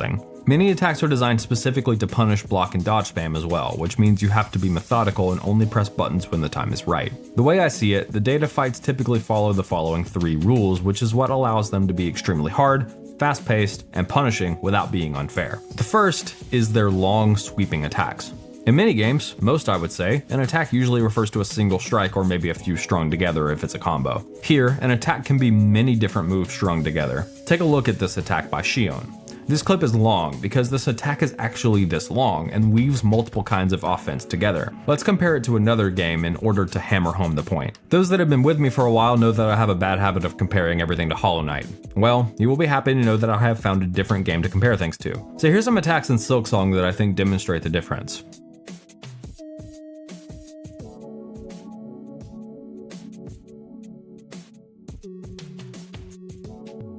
Attacks in minigames are more like this, shorter, more contained strikes with openings in between. The data battles have these massive, long attacks that have the openings more so baked in, and they have to be found by staggering in the midst of them. The reason this is good is because the beginning of an attack sets you up for the response.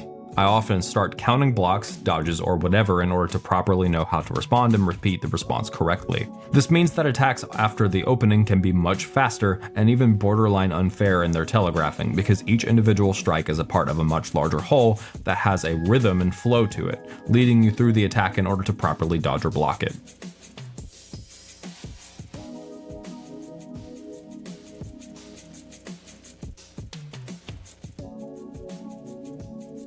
Two, the bosses nearly always have predictable patterns. What I mean by this is that, typically, a boss will start with a random attack in their pool, but from there, the attacks come in the same pattern each time. Again, this encourages you to think ahead and know what is coming your way, since it always happens in roughly the same order. Since moves come in the same order, this means that even attacks that happen prior to the current one can act as a telegraph, and therefore attacks can have even shorter telegraphs without it becoming unfair. To be clear, these bosses are not designed in such a way that most people will be able to one-shot them, and this isn't a bad thing. If you believe that bosses should be readable and beatable on your first try, then we'll just have to agree to disagree, because I can only imagine that this would limit devs to only the most baseline level of difficulty and wouldn't challenge those of us that desire more extreme challenges. This particular rule is taken to its logical extreme with the fights against Xion and Master Xehanort, which always happen in literally the same pattern. Here's 4 of my Xion attempts synced up to the first frame of the fight. You'll notice that the attacks don't deviate even after the stagger. If we were to continue watching this to the end, you'd find that the fight is always the same.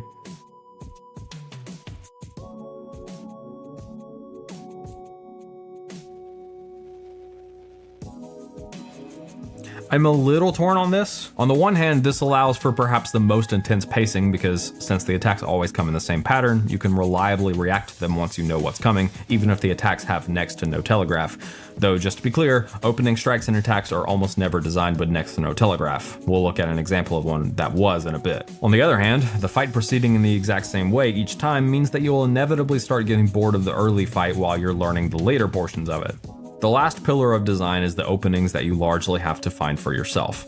Not that they won't give you obvious ones from time to time, sometimes you'll just see them standing around doing nothing after an attack, but even in these cases you usually have to be quick on the draw to make use of that opening. Openings can also be found in the middle of attacks, and there is often a visual tell that this is happening, like the flow of the attack briefly faltering before continuing in a similar fashion. Many times this isn't the case though, and you're encouraged to use counterattacks to try and poke holes in the enemy's defenses while attacks are proceeding. This is easier to stomach because your counterattacks have iframes and some of your counterattacks have a good lingering hitbox that can more easily find openings. Airstep and magic can also be used to find these openings, further encouraged by airstep giving iframes during the dash. If a boss attacks from a distance, there's a good chance that using an airstep will find an opening. Usually this is the point where I would go through each boss individually, and while I do think that there is value in that discussion, the previous statements I made are true for each boss to the point that going over each one almost feels like a waste of time for a video of this size. Each boss has some unique mechanics, but as far as the minute to minute goes, you learn the attack patterns and occasionally poke through the boss's attack to find an opening. It's fast paced, exciting, all that, but an attack for attack breakdown would take a really long time and wouldn't be all that useful. You're gonna have to trust me when I say that all of these fights are entertaining, fair, and even a bit readable. Certainly not doable on your first try unless you're absolutely cracked, but I didn't see any attacks in my footage that I thought seemed unfair, though there are occasionally attacks that might present that way if you're not paying attention. For example, our good friend Vanitas, the king of stupidly designed moves, has this one move where he seems to come out of nowhere with a downward strike. The telegraph on this is practically non-existent, is what I would say if I hadn't paid more attention. This attack only happens when you retaliate against him in a certain way and during certain moves. While this isn't an uncommon combination of moves, this makes Vanitas' retaliation more predictable because you'll know it's coming well before it does, and the timing is 100% consistent each time. This is one of those situations that it would be easy to misconstrue and claim that it's unfair, but the devs were careful to make sure that hits and deaths were always your fault. Which is good, because deaths are going to happen. Even at level 99, these bosses hit like a truck, and regularly can take you from full health to 1 hit point, presuming you have withstand combo, which is practically a requirement while you're learning these fights. It's this fairness that makes the flurry of attacks they send at you fine, welcome even, and these are perhaps the most exhilarating bosses I've had the pleasure of fighting, not just in Kingdom Hearts, but any game. There is one boss I want to break down in a bit more detail though. After beating all 13 of the super bosses in the Datascape, including an excruciating rematch against Master Xehanort, you are rewarded with yet another teeth-grinding boss that has no desire in life beyond to make you feel like you suck at video games, Yozora.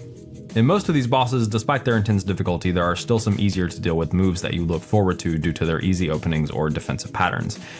This is one aspect that Yozora doesn't share with the rest of the Superboss roster. Every attack is complex, every attack is long and often surprising. Attacks can come from many directions, quickly, slowly, with perfect timing to punish you if you do even one thing slightly wrong. They often require good positioning on top of well-timed blocks, guards, or both at different times. Of those 3 rules I presented earlier, Yozora obstinately does not follow the second one, i.e. predictable patterns. Most of the bosses use their attacks in the same order, but starting on a somewhat random one each time. Shion and Master Xehanort never switch up their attack patterns from attempt to attempt. Yozora can start with any attack and follow it up with any other attack, to the point where that rule even includes his DM phase. Yes, this boss can start with the DM phase. It's nuts, yada yada yada. And on attempts where this happens, the fight will automatically be in the second phase for the remainder of the fight if you survive the DM. I think a lot of people look at this and think it's insane, but I actually really like this, unironically. It doesn't happen often, and it didn't happen for me until I was already fairly comfortable with the first phase of the fight, meaning that attempt was simply a good opportunity to get more practice on the DM and the second phase rather than having to slog through phase 1 for the 100th time. Every attack in this fight is a long string of moves that require you to respond to them in different ways. Every attack gives openings, but finding these on your own is challenging, to say the least. Here's an easy example. Yozora has this move where he warps in front of you on the other side of the arena and starts pelting you with lasers over and over again from the front. Blocking the lasers is easy enough, and due to the way sequentially blocking works in this game, you only actually have to hit the block button once in order to block most of his attack. However, after about 6 lasers, Yozora stalls the next one just long enough that if you don't press block again, you'll start getting hit. Most of his laser moves also have red lasers, which can be blocked, but also there are blue lasers which must be dodged. Back to the attack in question, there is an opening here, but getting it can be somewhat tricky. On that one laser where Yozora stalls, if you quickly get to him and attack him, he'll jump back and stop the regular pattern of the attack. If you then hit him before he touches the ground, you'll stun him and can get a combo in. If you don't, he'll punish you for your hubris. The easiest way I found to do this was to air step to him and then just spam the attack button to ensure I hit him before he started the attack again. The small stall, depending on how your brain works, can be seen as the clue that there is an opening in that moment, but it can also be seen as simply being a way that the boss is trying to throw off your guard and hit you. So depending on what kind of person you are, this opening may be obvious to you, but it may not be also. I fall into that latter category and didn't realize this was an opening until much later. Many of the attacks function in a similar way. There will be subtle hints that there's an opening available, but for the most part, you just have to use trial and lots of error.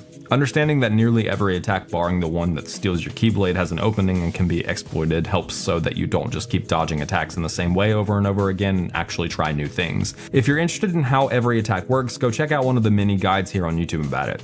Seeing the potential responses and the amounts of attention required to perform them is fascinating, even if you don't intend to fight the boss. Here's how my experience with this boss went. I made numerous attempts at him over the course of an hour. I managed to get to phase 2 during this time, but things were slow going because I wasn't sure where most of the openings were, and the game was making it seem like it was too dangerous to strike most of the time. I then went and watched Bizkit's breakdown of the fight, a 17-minute video in which he shows every opening he knew about at the time, though not every single one, mind you, even he missed some. I watched that video one time and made mental note of everything in it, then it was back to attempts. Armed with the knowledge of where the openings were, I then simply needed to practice them, and beating Yozora was only a matter of time at that point. It then took me another hour and 15 minutes to finally clinch out the victory. That final attempt was nearly perfect, as your final attempt for nearly every one of these bosses basically has to be if you're playing on crit, regardless of level. They don't give you much room for error, and Yozora is even lower than that. But here's what I learned about this fight, and by extension every fight in this DLC. Most of the difficulty comes in figuring out the openings, not necessarily in performing them. Take that same laser attack from before.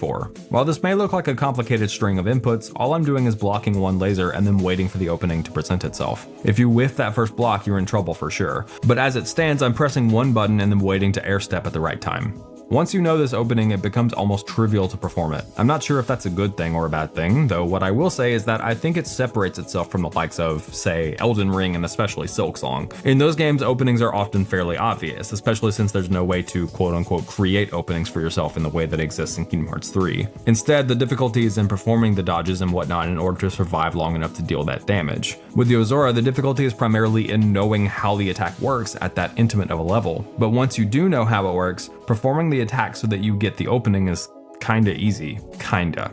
To be fair, that laser attack is the easiest one in the fight. Others require a much tighter and more deliberate positioning, or a more intense set of blocks and dodges performed to the rhythm of the attack. Regardless, I am happy to say that there was nothing that I found to be unfair or even frustrating in this fight. Even his exceptionally long DM has 2 different opportunities to deal damage. I can't believe I'm saying this honestly, but in the span of only a few games, Osaka Team went from creating the absolute worst boss in the series to easily the best. Good on you guys. Worthy of its own section is the world design in Kingdom Hearts 3, mechanically, visually, and thematically. The majority of the time spent in this game is going to be at one of the 7 Disney worlds, of which we have Olympus, Toy Box from Toy Story, Kingdom of Corona from Tangled, Monstropolis from WALL-E, Arendelle from Frozen, the Caribbean from Pirates of Penzance, and San Francisco from Big Hero 6. This game features the first appearance of Pixar in the series, and it's interesting seeing how they were introduced and the, well, differences in handling of IPs by Disney Animation Studios and those by Pixar. But we'll talk more about all of that in the story section primarily. For now, here's a few overarching things to discuss when it comes to the design of these worlds. I guess I'll just get the gist of it out of the way. These are the best the Disney worlds have ever looked or felt by a significant margin.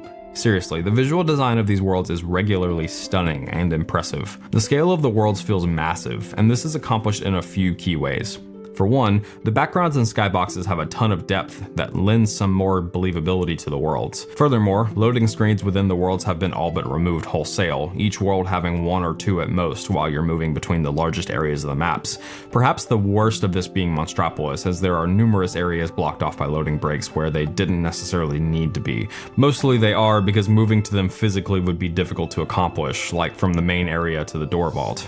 Anyway, scale here is off the charts. Now, need I mention that these worlds actually have people in them, and in terms of their lived-in quality actually feel like people might really exist here? They put in the time to make sure places like Corona and San Francisco in particular had a facsimile of realism in the people that are supposed to exist there. They even solved a problem from past games in both of these cases, that being that the Heartless would certainly push them into their homes permanently, right? Well, Heartless actually don't show up in Corona, and in San Francisco, Heartless only show up in the night version of the map after people have already gone to bed. The believability of the worlds is next to none this time around, and I'm so glad they finally had the time, resources, and tech required to pull this off. All of this culminates to exploration being its own reward, as discovering these worlds and the locations they're in is a satisfying experience all on its own. Each world also has a number of varying locations which help them to not get stale. Lastly, objectives are often more than just move through toward the end of the world and fight enemies, meaning that the stuff you're accomplishing there has a bit more interest. That's not always the case though.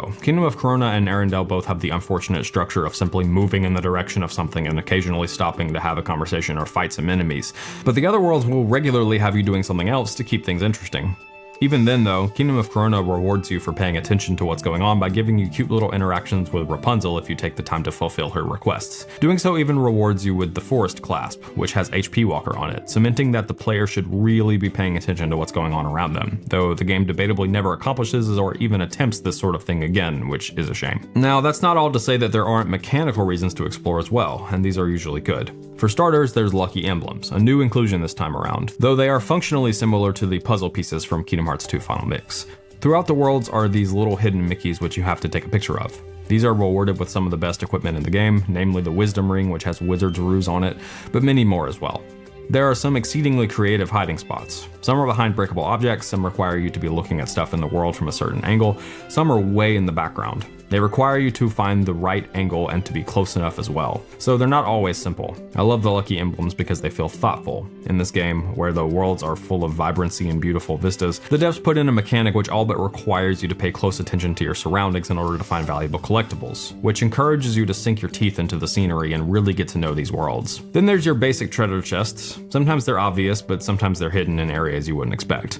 In general, there's not anything in this game that they can keep you from until the future because your movement is unlocked from the get-go, so chests are not impressive from a reward standpoint for the most part. I swear to you that half the time I would find a chest, pop it open, and not even really look at what was inside because it was so regularly unimpressive. but perhaps that's my fault more than the game's. They'll sometimes give out equipment that's useful, and battle items can come in handy depending on how you're playing the game. At any rate, chests are not significantly better or worse than previous installments, so not much to say here. The last major way the game rewards exploration is with ingredients. There are little interactable containers all over the place in these worlds that when hit will drop certain ingredients for cooking in Remy's Bistro. The amount that you enjoy going out of your way for these is going to depend on how much you use the cooking mechanic, which is thereby going to depend on how hard you find the game to be for the most part, though some of the abilities the dishes can give you will incentivize you to do so anyway. I enjoy collecting ingredients, and they complete the exploration trifecta here. Ingredients are a minor collectible with minor rewards, chests are a medium collectible with medium rewards, and lucky emblems are a major collectible with major rewards, and there's so many of each of them that the mechanical aspects of exploration are well covered and entertaining throughout the experience. Once each world is completed, there will be a big flan somewhere in the world that lets you play a minigame in exchange for rare cooking ingredients, which make the best dishes in the game. The minigames here are varied and fun. One requires you to take pictures of different groups of flans, getting more points for photographing them at the right times, while another requires you to defeat a number of them while a giant one chases you down and tries to kill you. The only one I would say is a dud is the one in San Francisco, in which you simply have to stay in the air for as long as possible and it gets dull quickly. These are functionally similar to the Mushroom 13 from Kingdom Hearts 2, but the minigames are much easier to handle in general, and I didn't feel the need to look up guides like I did for the one at the Mysterious Tower from that game. I enjoy the flans. They're a good reward for exploration on their own, and they give valuable cooking ingredients to make the best dishes. Now I want to go through each world and take a closer look at their designs, both mechanically and artistically. We'll start with the ones that I would consider good, and at the top of that list is Kingdom of Corona. The world starts you out in a lush forest. It's absolutely gorgeous. Continuing on, you make it to a swamp, with a much darker tone both in the atmosphere and the enemies you find there. There's this rocky cliff area that further increases the visual diversity, and lastly there's Corona itself. This city, while not massive by any means, gives a reasonable facsimile of size and scope, not to mention the people living there that make it feel more realistic.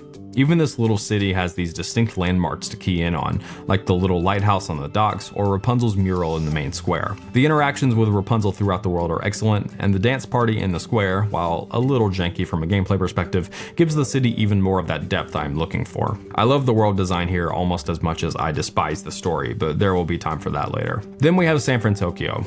This place consists of one massive city that you can visit either at night or during the day. In the daytime, people roam around chatting with each other, and while there's nothing sophisticated here, the perception you get as you move throughout the city is that it's at least believable as a city. There are a few different districts, from the tightly packed slums to the center with all the towering skyscrapers, which can be used to get a vantage point of the rest of the city. This is one of my favorite worlds to explore for chests and lucky emblems because everything is so compact and dense that it feels like there's always something around the corner. Or if you think, I wonder if there's anything on top of that building, there probably is. At night, it's the same story, except enemies will spawn in various locations. The Flash Tracer minigame is good because it's not a simple arena or a platforming challenge, but something in the middle, focused primarily on speed above all else. You're encouraged to be high level before you start trying to complete these things, though it's not impossible if you're savvy with the game's various systems. My only complaint from this side of things here is that the characters of the story aren't active enough once the story itself is over. I wish that the Big Hero 6 would be out in the city while you're exploring and have stuff to say or whatever. That would give them a bit more believability. The Caribbean is up next, unique from previous entries because it allows you to freely explore the open sea on a boat. Most of the world here is made up of disjointed islands due to this, though this isn't a bad thing. Some islands are small, with only a couple things to see, do, or collect, while some are massive and constitute an entire Kingdom Hearts 1 world in and of themselves just in terms of size and stuff to do. Then there's Port Royale, which is a wonderful little port town with lots of people around and stuff to see. I appreciate the details on display here, how faithful it is to not only past iterations from Kingdom Hearts, but also to the visual design of the town from the rides the movie is based on. Not to mention the visual design on the humans here. They have continued the tradition of this world having realistic graphics for the people, and you might be hard pressed to pick out a picture from the movie and one from the game if you only had a glance, which is frankly impressive. Exploring this world can be a bit tedious, mostly due to its sheer size. If you miss a chest or lucky emblem, it can be hard to know where to begin looking to find it. Despite that, this is a great world. It's got tons to see and explore, and the ship combat, while simplistic and easy and not incentivized enough, is at least superficially entertaining. Finally, in this category, we've got Thebes and Olympus. As far as cities are concerned, Thebes is a good one. Lots of people around, a cute little exploration quest to find some golden Herc statues, and lots of locales to check out. One important note here is how the world is getting destroyed when you first come here. The chaos is palpable, with multiple massive crumbling buildings and destruction all around. The semi-repaired version you can explore later in the game gives the events of the beginning some weight and potency. Then there's Olympus, an absolutely gorgeous counterpart to the darkness and destruction in Thebes. This place is bright, vibrant, warm, and inviting. Again, there's lots of different things to see here, buildings and structures and huge pillars of clouds in the distance. My problem with this is nitpicky, but it's unclear what any of these buildings are for, nor why Olympus is structured this way in the first place, besides the obvious of it being for gameplay purposes. My only other complaint here would be that I wish we could have seen the underworld redone in this style, but that would have been asking a lot, honestly. Now on to the meh. Worlds that aren't bad per se, but perhaps slip into boring more often than not. First up, Monstropolis. My biggest issue here is just that it's a straight shot. There's a lot to see in this world, but as you're traveling through it, there isn't much exploration to be had because there aren't larger areas or branching paths like in the other worlds. Should there be, since it's a single large facility and not an entire kingdom like Corona? Perhaps not, but there could have been a bit more depth on how this place was explored beyond just moving in the direction the camera points after every cutscene. It starts to feel samey after a while as well. Again, this is logical because it's a big facility, but still, this is a shame. They do pepper in more gimmicks here. Multiple arenas have environmental hazards that you have to either avoid or deal with, and there's this laser avoiding minigame that is mildly fun, but other than that, this one is a bit dull. Toy Box is maybe just borderline in the meh category, but I have a few issues. Andy's house is cute, and the street outside feels massive, but there is a mechanical issue I would like to bring up here that really rears its ugly head during challenge runs. The checkpoint system hasn't changed since Kingdom Hearts 1 somehow. Moving through a loading break back then was considered a checkpoint, and if you died in a room, you were put back to the point that you entered the room as if you hadn't done anything in there. Since loading breaks were all over the place in that game, and each room typically only had a few combat encounters at most, this wasn't an issue. The problem is that rooms are now much larger, and loading breaks come much more sparsely, but the system was largely kept the same, meaning you could sometimes go 10 to 15 minutes and 4 or 5 combat encounters before you hit another checkpoint. Dying on that last combat encounter feels awful and only serves to waste your time. In my estimation, there should have been checkpoint triggers throughout these larger worlds in order to keep you from having to repeat content for no reason. The game generally does a better job than this. Usually while going through the story, you will hit checkpoints after cutscenes and after some fights or events. But there are still situations in which you can easily lose 15 minutes of progress just for dying to a random enemy encounter. Aside from that, Toy Box has some decent design to be sure. Areas are colorful, creative, and believable. On first blush, things look like they might be a bit small compared to how tall Sora is supposed to be, but after realizing that Woody in the movie is apparently 16 or 17 inches tall and taking a measuring tape to a bunch of stuff in my house, I've realized that the scale and proportions of everything is basically fine, with the exception of the balls in this ball pit, which are absolutely gargantuan given that context. The Gygases are a fun little gimmick, one of the better alternate combat styles that the series has seen. Each color has a mostly unique combat style, and it's fun to try out each of them and figure out which one works best. The story here requires you to do some interesting things as well. Search for stuff in the world and chase down this UFO, which does require some thought in the best way to catch it. Toy Box is good, but my main concern is just that the mall does start to get a bit samey feeling after a while. Now for the bad, we have Arendelle. The zones of this place consist of a mountain covered with snow, a mountain covered with snow, a lake bed covered with snow that leads to a mountain covered with snow, and an ice citadel. This is boring, boring, boring. The thing is that I can understand why it turned out this way. This is basically how the source material was too, but the way that movie was framed kept it from getting too dull because there weren't often times where 90% of your frame was taken up by snow. This is not the case here. Snow is the main thing you're going to be looking at for the duration of the runtime. This dullness is further exacerbated by the story and how that's all handled, but we'll get there later. As for stuff this world gives you to do, you get to climb the mountain 3 times, and there's a slide minigame which absolutely sucks because you guessed it, it scales with difficulty. I remember my first attempt at this taking a long time, but I found it to be a bit easier this time around, which may mean they nerfed it at some point, but these dragons that pop up really pack a punch. The version without enemies is decently fun though. Very PS2 era sliding minigame, and I'm kinda a sucker for that. Briefly, let's talk about music. I don't know that I'm too interested in going beat by beat throughout the whole soundtrack this time, but I will say that the implementation of music has finally improved. Rather than starting over at the beginning each time combat starts or ends, the overworld track seems to pick back up where you left off after each fight.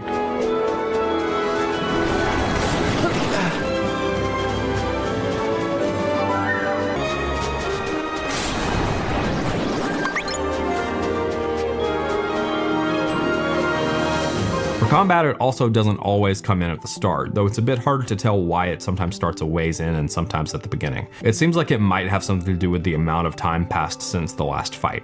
Either way, I think this is better, but I could still see it improved even further. For example, what if instead of just smoothly fading between the two tracks, there were actual transition points that during which the combat music would kick into the track, or would stop more naturally than a simple fade out of the track. There are tons of examples of this throughout gaming. Off the top of my head, I think of Baldur's Gate 3, where certain tracks can come and go seamlessly based on the spells you use or whatever. I recently started learning how to use Wise, and it seems to make it fairly easy to accomplish, though actually writing the music in a way that this would be possible is more so the challenge than implementing it, I think.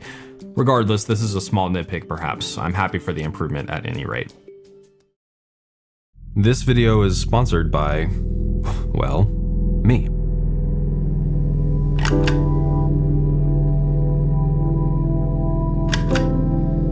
I made a little video game called The Light Switch. It's a short horror game about playing hide and seek with the shadows in a child's bedroom. And if you know me, you'd know that I couldn't make a video game without a story, so it's got one of those too.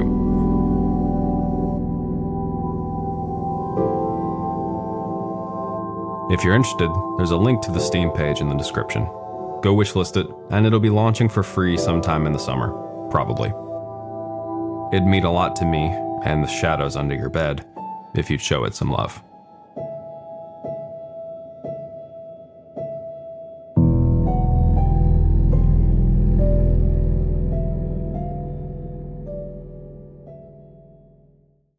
Okay, so Disney stories. I don't really know how else to say it this time. They're bad. Full stop. Some are better than others, and they aren't completely devoid of fun moments, but largely these are a colossal waste of time, fail to justify their own existences, and fail to even be fun in their own right. I do have a theory for how things got to be this way, but I'll save that for the end. Let's go through each one of these in light detail, and then discuss it a bit more. Olympus is perhaps the least offensive of the bunch because it barely has a story. One aspect of this discussion I'm going to be highlighting is whether or not the story for each world is completely original to this game, or more of a retread or retelling of the source material story. In this case, it's a weird mismatch. Similarly to the end of the movie, Hades is just using the Titans to ransack Thebes and Olympus, but as for story, there isn't much to it. One small detail I love is that this part starts out with the title card Kingdom Hearts 2.9, which is a wonderful last-minute troll from Nomura. Other than that, during your stay here, you'll find Maleficent and Pete are back and snooping around all over the place for some box, and Xigbar gives some preamble to the plans of the organization going forward. This world is a big tutorial for the new combat mechanics for the most part, so the framing device of a city under siege is fine and gives plenty of reason to fight enemies and learn new abilities. Toy Box is next and is our first Pixar world. This is an original story that takes place sometime after the first movie, I think. That part doesn't really matter. Just the fact that it's an original story is important. The toys can't find Andy and Sora decides to give them a hand. It's revealed later that young Xehanort somehow put all of them into an alternate reality in which Andy doesn't exist or something, for the purpose of testing the strength of their bonds. There are serious pacing issues with the narrative here. The Toy Box gang has weirdly placed trust in Sora and team even though they've known him for all of 5 minutes. Honestly, if I was one of the toys, I'd be on Buzz's side of being overly cautious. I think the point here is that the strain that young Xehanort puts on their bonds is what's causing Buzz to be so untrusting, compared to Woody's immediate acceptance of these random new toys with mystical agendas, but I'm not sure that teaching kids that implicit trust is what good, sane people do is the best moral to be going for these days. The Heartless here are actually possessing the other toys and piloting them around to do harm, and Buzz gets worried that he's gonna get taken over too, which is exactly what happens, but Sora and Woody use their vague words of love and hearts and stuff to free him. Young Xehanort says that he needs to remember that empty puppets can be given strong hearts, and that a heart can be placed in a vessel of their choosing, but didn't they already know that? Why do they need to relearn that lesson when that was like the point of all of Chain of Memories? The general theme of the stuff in the Disney worlds that directly connects back to the overarching narrative is that it literally doesn't matter, is redundant, or is unbelievable at best, and this is just the first example. One of my favorite moments of the game comes in here when Woody says, "Whatever you're talking about, I don't care."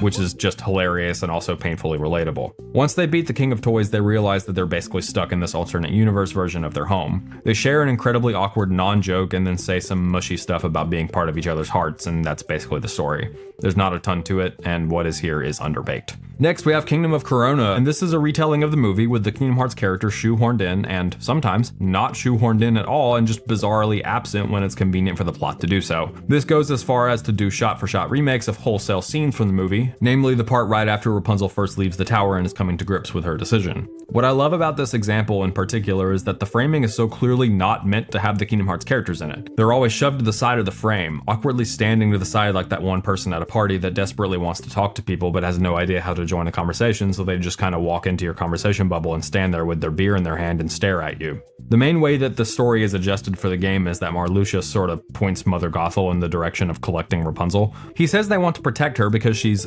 the light of this world, but that's partially a lie. The reason they actually want to protect Rapunzel is because she's apparently a pure light, and they want her to be a backup light for the 7 lights in case they need to fill out the ranks for the big battle. You see, the whole goal of the organization in this game is for 7 lights and 13 darknesses to clash, enacting another Keyblade War and spawning the Keyblade and allowing Master Xehanort to get access to the true Kingdom Hearts. Apparently, Rapunzel is being considered a ringer. The problem with this is simply that it's unbelievable.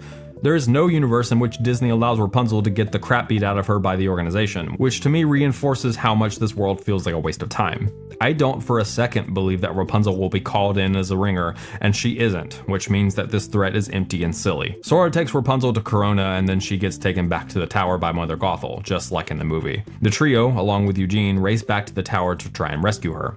Oh wait, let's not forget that, in order to facilitate Mother Gothel getting away with Rapunzel, Marluxia knocks Sora out cold with a single flick of his wrist, which means that these Disney stories are still as stupid and contrived as they were in Dream Drop Distance. This should not be possible, because if it is, then how can there possibly be a boss fight with Marluxia? Why wouldn't he just knock Sora out and then get advantage on his attack rolls and critical damage while he's prone on the ground? Anyway, Maximus licks Sora precisely 1 time, and that's enough to wake him up. Then they rush to the tower. Eugene gets there way before Sora and crew because they had to stop and fight some nobodies. This is also frustratingly contrived because literally seconds after the cutscene ends, Donald tells you to forget about the nobodies and just move on. And indeed, you aren't required to stay here and fight them. If that was an option, why wouldn't they just keep riding on Maximus to the tower? The reason this happened was so that Eugene could get stabbed just like in the movie. Obviously, if Sora and team were around when this happened, they could have just cast Cure on him and the situation would be resolved. The party gets to the tower and then a cutscene starts in which Eugene gets stabbed, which I think is technically supposed to be happening while you're traveling there, because otherwise Sora, Donald, and Goofy are just standing outside the tower for 3 minutes while this scene plays out. The rest of this scene is an exact shot-for-shot remake of the movie all the way to the point where Mother Gothel turns to dust and falls out of the tower. Marluxia then says, "We can't let her near our pure light now," and turns her into a Heartless, even though she was literally already not only dead, but non-existent. So even the boss fight here feels contrived. After the fight, Rapunzel heals Eugene with the tear of the Goofy Goober, and all's well that ends well, I guess. What really bothers me about this whole narrative is that there is a clear way to me that it could have been slightly restructured in order to make it make more sense in the Kingdom Hearts universe. Instead of Mother Gothel being super old and Rapunzel's hair keeping her young,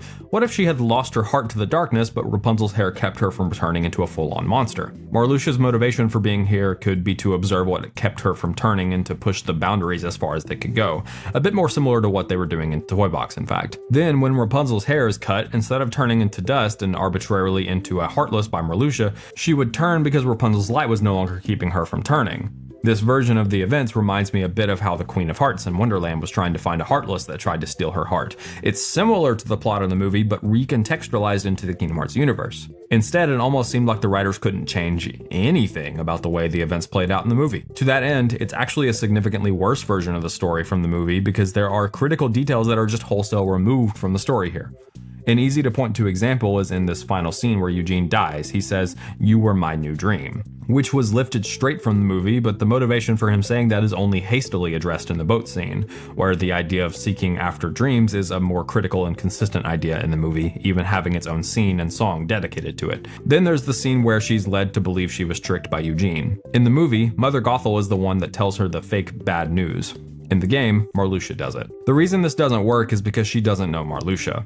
At this point in the story, I think it's fair to say Rapunzel should trust Eugene, the man she loves and has been traveling with for days at this point, more than some random freaky looking dude in a floor-length black cloak.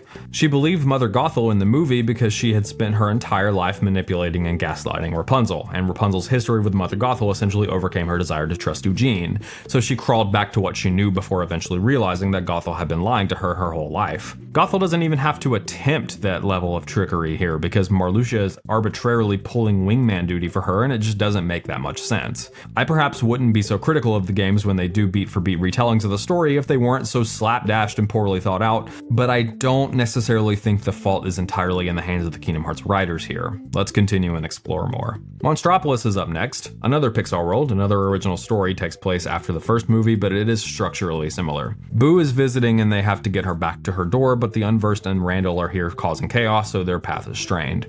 The story here regularly references the movie and the changes made since then, which is good for the most part, but there's not a ton going on here. For the part that connects back to Kingdom Hearts, Vanitas is here because he used the Unversed to collect screams and he used that negative energy to restore himself or something. There's another instance here where Sora gets demolished by basically nothing, which makes for the second contrivance of this caliber, though Vanitas also does by the end of this world, so I guess it balances out. Perhaps spending an entire world just to explain how one character returns from the dead is an inefficient use of time when there's really nothing else going on, but maybe that's just me. Also, this world is by its nature supposed to contain comedy because the characters have to make Boo laugh on multiple occasions, but what this reinforces is simply how incapable the writers are at telling jokes. Then there's Arendelle. In a game full of useless plots and bad writing, this one is by far the worst. It's a beat-for-beat retelling of the movie's story with actually, literally, no interaction from the Kingdom Hearts characters at all. The most we get is a scene or two where Anna kinda confides in Sora a bit, but that's about all there is to it. The rest is the exact same, even when that doesn't make sense. In fact, it feels like the Kingdom Hearts story wasn't allowed to interact with the story of this movie, if I'm being honest. Larxene is here and her plan is basically to observe what's going on. She doesn't do anything from my recollection that changes anything with the narrative. She mostly is there to stop Sora and team from meddling with the movie's plot. The narrative itself doesn't deviate from the movie in any way at all, except to occasionally allow the Kingdom Hearts characters to talk with Anna, Sven, and Kristoff. They even completely reanimated Let It Go and did the entire song and everything, which if that sounds like a colossal waste of time, you'd be dead right. So the point of all this meandering and singing and whatnot is that Larxene thinks that Anna and Elsa are both one of the new Princesses of Heart, which the organization intends on using as a backup in case the Seven Lights don't pan out for whatever reason. We touched on this in the Kingdom of Corona analysis, but to reiterate, there is no world in which Elsa and Anna go toe-to-toe with Master Xehanort because they would A, get the crap beat out of them, and B, Disney wouldn't allow that in the first place, as evidenced by the fact that neither Anna nor Elsa enter your party during this world. The idea of the new Seven Hearts itself feels so underbaked as well because there aren't even 7 candidates in this game. We've got Anna, Elsa, and Rapunzel. It's explained in the game that Kairi is still one of the 7, but the rest of them passed on their power, and we only have 3 candidates. In fact, the only other non-KH females in the entire game are Mother Gothel, the 2 members of Big Hero 6 that I don't care about, Elizabeth and Tia Dalma, and Megara, and I'm 90% certain that's it. The fact that they couldn't even be bothered to find 3 more potential candidates for the new Seven Hearts further reinforces how nothing of an idea this is and how much of a waste of time these worlds are. They are not going to be significant as soon as you get to the final world, so why are we spending time on their stories? Considering the fact that Keyblade Graveyard has got to be the most rushed feeling moment in the entire series, these worlds are negative content. Would Kingdom Hearts 3 have been better off if it was just Keyblade Graveyard the whole time and they actually spent time in the story to give each character a satisfying ending instead of throwing a bunch of spaghetti at the wall? Probably not, but I think it's fair to say that Arendelle could have been literally removed wholesale, not replaced with anything else, and this game would have been better off for it. It has the worst world design, gameplay, and story of any world in the entire series. Next up is The Caribbean, a Disney property and a rehash of parts of the second movie and most of the third. This story suffers from the same issue that the rest of the movie rehashes do. Rushed, unexplained motivations, entire important characters nearly entirely cut, and a lack of significance to the Kingdom Hearts characters themselves or the Kingdom Hearts plot. To be fair to this one a bit, Kingdom Hearts 2's first visit to Port Royal was also a rehash of that movie's plot, even down to having multiple shot-for-shot remakes of scenes. But that movie's story was much simpler and so made for a better rehash. This world tries to summarize 2 movies movies in about 20 minutes of cutscenes and does a really bad job of it. Actually, it doesn't even really do that. Most of the time in this world, Sora is literally derping around with a fake version of Jack while the plot of the movie takes place in the background. Critical characters get glossed over or explained in info dumps, like Tia Dalma being revealed as Calypso, or Cutler Beckett's role in the story at all. The latter example is particularly funny because they spend quite a bit of time recreating that one scene from the end of the third Pirates movie where Beckett gets demolished from both sides. Great scene in the movie, but here I literally said this while streaming my playthrough of the world. Who is this guy again? I think that about sums it up. Furthermore, there are instances where the past that Sora and team have with these characters could have been brought back up and referenced in an at least somewhat interesting way, but instead of doing that, they opted to keep the cutscenes as close to the scenes they are recreating as possible, like when Barbossa is revealed to be alive. He walks up to Jack and says, "You shot me," but really he should have walked up to Sora and said, "You struck me with lightning, shot me, and bludgeoned me with that accursed keyblade some 500 times. The post-boss cutscene betrays the focus on the narrative of the movie. Despite the boss fight itself going in Sora's favor, the cutscene acts as if the fight didn't happen at all, and instead opts to, you guessed it, basically just wholesale copy a scene from the movie. I don't know how we got here or why this was considered okay, but I hate it. As for the insignificant connection it contains back to Kingdom Hearts, Luxord is around because of course he is. It's a Kingdom Hearts 2 reference and he's trying to find the black box. Jack thinks that he could be referring to the box that contains Davy Jones's heart. He's obviously not though, which means that Luxord's time here is woefully inconsequential. We do have this unintentionally hilarious and over-the-top moment where Goofy tells Jack not to say something, which I love. No, Jack, don't tell him! But it's about the only redeeming quality the story has going for it. Finally, there's San Francisco, based off of Big Hero 6. It takes place after the first movie. Kind of. They actually reference Tadashi as being out of the picture, though I don't remember them ever outright saying that he is dead, just not around or whatever. It does take a lot from the first movie, like the Dark Cubes being the initial threat, but it does at least attempt to build on the first movie's context in a somewhat interesting way. The cutscenes are largely action-driven as well, which sets it apart from every other world where the cutscenes are mostly just people standing in a circle chatting at each other. The primary villain of this one is Repliku, who is only shoved in at the last moment to say that they are trying to recreate a heart from Data, which seems odd because that should have already been proven with Data Sora, but maybe there's something I'm not getting here. Repliku is completely worthless though, because he doesn't even show back up at the end of the story. He just sets up Dark Baymax, says you're going to destroy Hero's friend right in front of him, and then leaves without any re-establishment of context afterward. The big climactic emotional moment is undercut by not 10 minutes ago Hiro admitting that Dark Baymax isn't Baymax, and that he could always put another chip into Dark Baymax to fix him anyway. This writing is inconsistent. It's as if they wrote each cutscene in sort of a vacuum, or they were each written by different people that only had a vague notion of the overall story or something. Also, speaking to contrivances, this world has the dumbest moment in the whole series. Hiro puts a set of AR glasses on Sora, which makes him see a shadow, to which he responds like this. Heartless! Donald! Goofy! This is absolutely insane, considering at this point he has probably defeated thousands of these things, but I don't know, maybe he's just going through a lot right now. Okay, so I'm sad to say that the Disney World stories this time around are the worst they've been so far. They have only gotten more uninteresting, more contrived, and less important as time has gone by. Arendelle is an absolute travesty, and most of the other narratives don't fare much better. I spend so much time harping on this because the game spends so much time harping on this. If the Disney Worlds were a small portion of the experience, I wouldn't care quite as much, but they make up the significant majority of the story's runtime, effectively wasting the game's ability to keep the big reveals from being rushed and ensuring they can't really give the time they need to the stuff that actually matters to them. If it's going to make up most of the game, it should be good, but the Disney stories are almost entirely wasted space and wasted potential. So how exactly did we get here? Something doesn't sit right with me. We have two different companies whose properties these stories belong to for the first time in the series, Disney and Pixar. If we look at each of the stories, we can see that, of the 5 Disney stories, only one of them is an original story, San Francisco. Kingdom of Corona, Arendelle, the Caribbean, and Olympus all have, to varying degrees, a rehash of the movie's plot. In the case of Arendelle, it's as if nothing was allowed to change at all. The Caribbean isn't far off, and Kingdom of Corona only barely allows Kingdom Hearts' story to touch it, but doesn't significantly change anything about it. As for Pixar, we have 2 examples, Toy Box and Monstropolis, both of which contain a wholly unique story that actually uses the context of the movie story to inform the narrative in the game. Not that they do this particularly well, mind you, but it's the thought that counts. My gut reaction to all of this is to think that Disney was being draconian with their properties and not allowing the writers to do anything interesting with them, whereas Pixar was more open to the game's interpretation. So I set out to find evidence, either for or against this theory, in the interviews. Nomura claims in the Kingdom Hearts 3 Ultimania that the KH series has always seen Sora and his friends experiencing the same plot of the original movies as its basis, and Tangled and Frozen are like this too. However, in the cases of Toy Story and Monsters Inc., we were requested to show the authorized history of what happened after the events of the movies. To say that the games have always seen Sora and friends experiencing the plot of the movies primarily is, well, how accurate is it exactly? Let's just look at the numbered titles. In Kingdom Hearts 1, Wonderland is a retooled version of the movie with Kingdom Hearts concepts introduced to affect the plot in a different way. Olympus Coliseum doesn't have anything to do with the movie's plot. Deep Jungle isn't exactly a rehash by any means, but it shares some similarities with the end of the movie, I think. Aladdin is kind of a rehash, but there isn't a ton of story there anyway. Atlantica is mostly a rehash of the movie. Halloween Town is a mostly unique story that doesn't involve Christmas Town at all. And Monstro's story doesn't really have anything to do with the plot of the movie beyond the setting.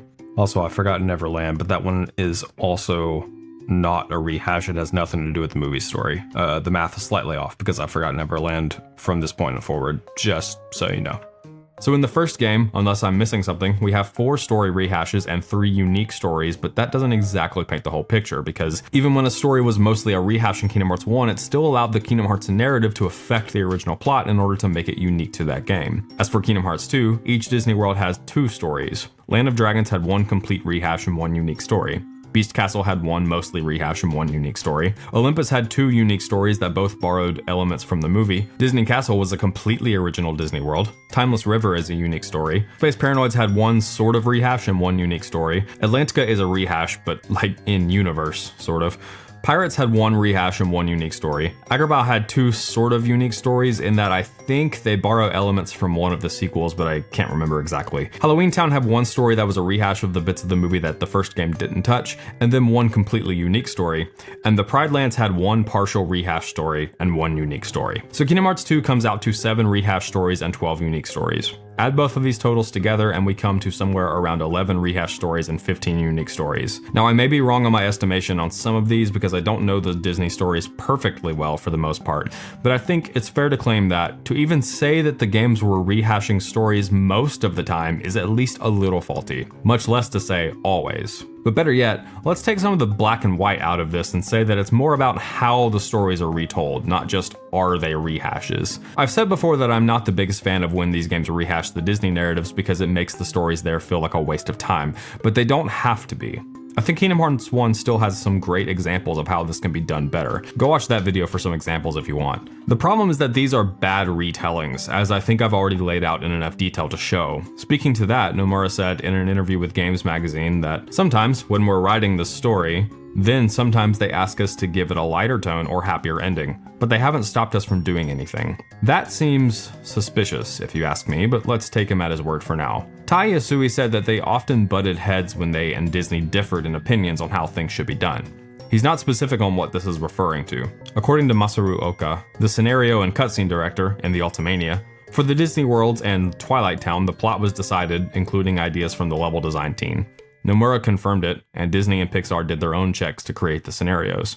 After that, a second acknowledgement was done by Disney and Pixar, along with the last check by Nomura, and it was completed this way. This would imply that the story was made and then sent off to the Disney and Pixar teams for approval, but in another interview with IGN, Nomura said this: "For each different world, we had to deal with a different team, and creating the plot was largely down to what their feelings were on what they wanted to happen. There were some teams that were like, oh, if you make a new story, you're going to kind of ruin the world that we created. Whereas there were teams like Toy Story who said to us, well, we can't have it in that world, but if you want to make a new story, that's fine."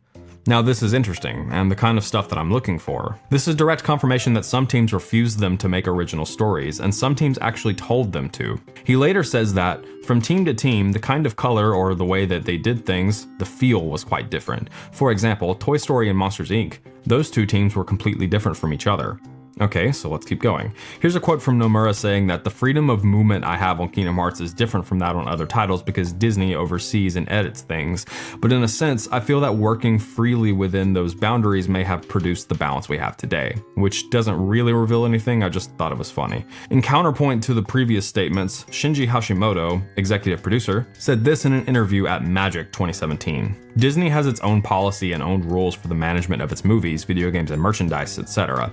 We try and at the same time must respect them as far as possible. Otherwise, they give us free rein most of the time. They allow us to create anything we want, and Disney generally accepts our ideas to the extent that it appeals to the fans who support us in our approaches and our ideas. This feels like corporate speak to me, and being that this comes from the executive producer, it definitely is. Then there's this little ditty from Nomura in an interview with US Gamer. The interviewer asks the following: "You mentioned that Monsters Inc. had many more guidelines than Toy Story. Was that the one that had perhaps the most guidelines, or was there one that had even more?" In response to this, Nomura said, with all of the terseness of a jaded Japanese salaryman, 4 little words: Frozen had the most. So, if we put all this together, I think the picture is somewhat clear. While they do oftentimes have freedom, it depends on the team they are working with. Some say they shouldn't do original stories, some say they absolutely must. Some give them light guidelines, while others give them tons. I wish I could peer into the development of all of this a bit more in order to see exactly how all of this went down, but I think it's fair to say that my initial assessment was correct. Arendelle's story in particular turned out that way on purpose. Disney didn't want them doing anything with the property beyond a basic, uninteresting retelling that couldn't even really involve the Kingdom Hearts characters. But why so draconian about that when San Francisco was allowed to have a lot more freedom in its storytelling?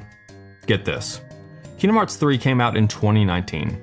Frozen 2 also came out in 2019. Big Hero 6 hasn't gotten a sequel yet. If I was a betting man, I'd say that Disney didn't want Kingdom Hearts messing with the established canon of Frozen, especially as a sequel loomed on the horizon, but felt no such fear when it came to Big Hero 6, the one-off movie from 2014 that sells way less merch. All of this to say that I think I'm done holding out for Disney stories in these games to be anything more than mediocre. As long as Square is working with Disney, at least some of Kingdom Hearts is going to be wasted potential. The last big thing to talk about is the original story. The Disney World stories have become so segregated from the actual story of the game that the two basically have to be handled as separate entities. Firstly, let's talk about, let's say, the mechanical aspects of the story. This would be how the story is told and what actually literally happens in it. We'll get to more thematic and esoteric concepts later. For now, this game's biggest failing is that the grand majority of its runtime is spent wasting time and not furthering the plot in any significant way. That last sentence encompasses all of the Disney worlds and the stories they're in.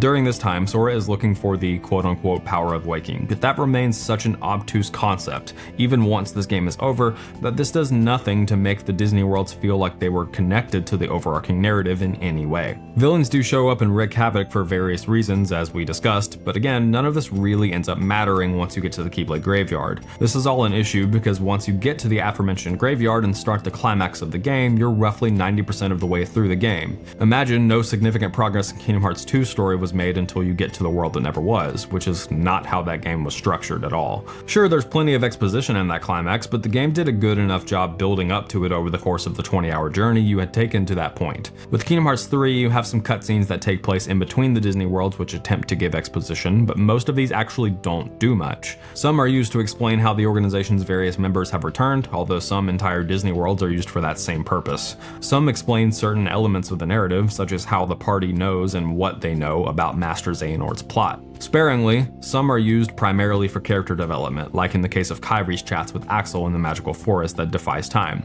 We'll get to those scenes later, don't you worry. Generally, for the first 20 hours, we really are just wandering around the Disney worlds hanging out and making sure we have our 7 lights while the enemy does the same. Which means that, without hyperbole, nearly the entire story is smashed into the last few hours of the runtime, and it feels like it. There's about 1 billion characters whose narratives have to be resolved, and I'm not gonna stand here and pretend that it's all done poorly, but I do think that it feels at least a little rushed at all times. Some characters don't get remotely the amount of time they deserve. Let's slow down and back up a bit. As I said, the main focal point is this big climax between the 7 lights and 13 darknesses. Once they've all clashed, the Keyblade can form, and thus Kingdom Hearts will appear. It starts with the heroes getting their butts handed to them by Terranort and a bunch of shadows.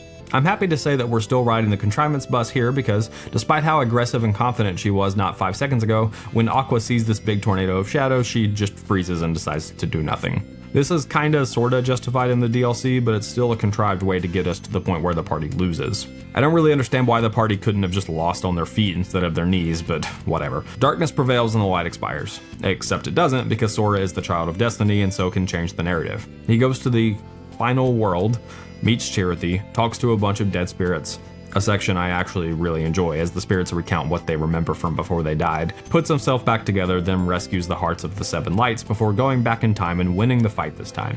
This section is supposed to be Sora using the power of waking to awaken the hearts of his party, all of which fell into sleep after losing that fight. So let's talk about the power of waking.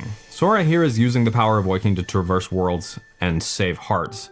But young Xehanort says that's not how it works, and I suppose abusing it in this way, as Charity says, could spell ruin for the one using it. The power of waking is actually a fairly straightforward thing, but the games do such a poor job of telling us this that it makes it seem more convoluted than it is.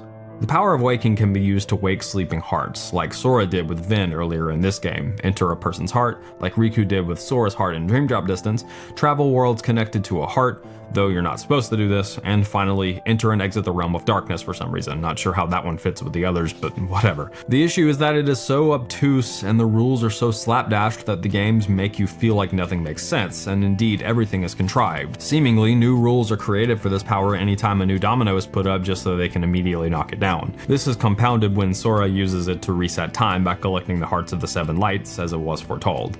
It's explained in the DLC that this is considered a nature taboo, and is the reason why Sora ends up fading away at the end of the game. But why not after only 1 heart? Why did nature wait to punish Sora for breaking the rules until he had done so 6 times? Why wait until Kairi was back? It's contrived for the purpose of the plot, and it's lame. There's no other way to put it. If it was the last straw, then it seems that the lines with Charity and Remind could have been rewritten to reflect this, but there's nothing in there to imply that. It just comes off as contrived.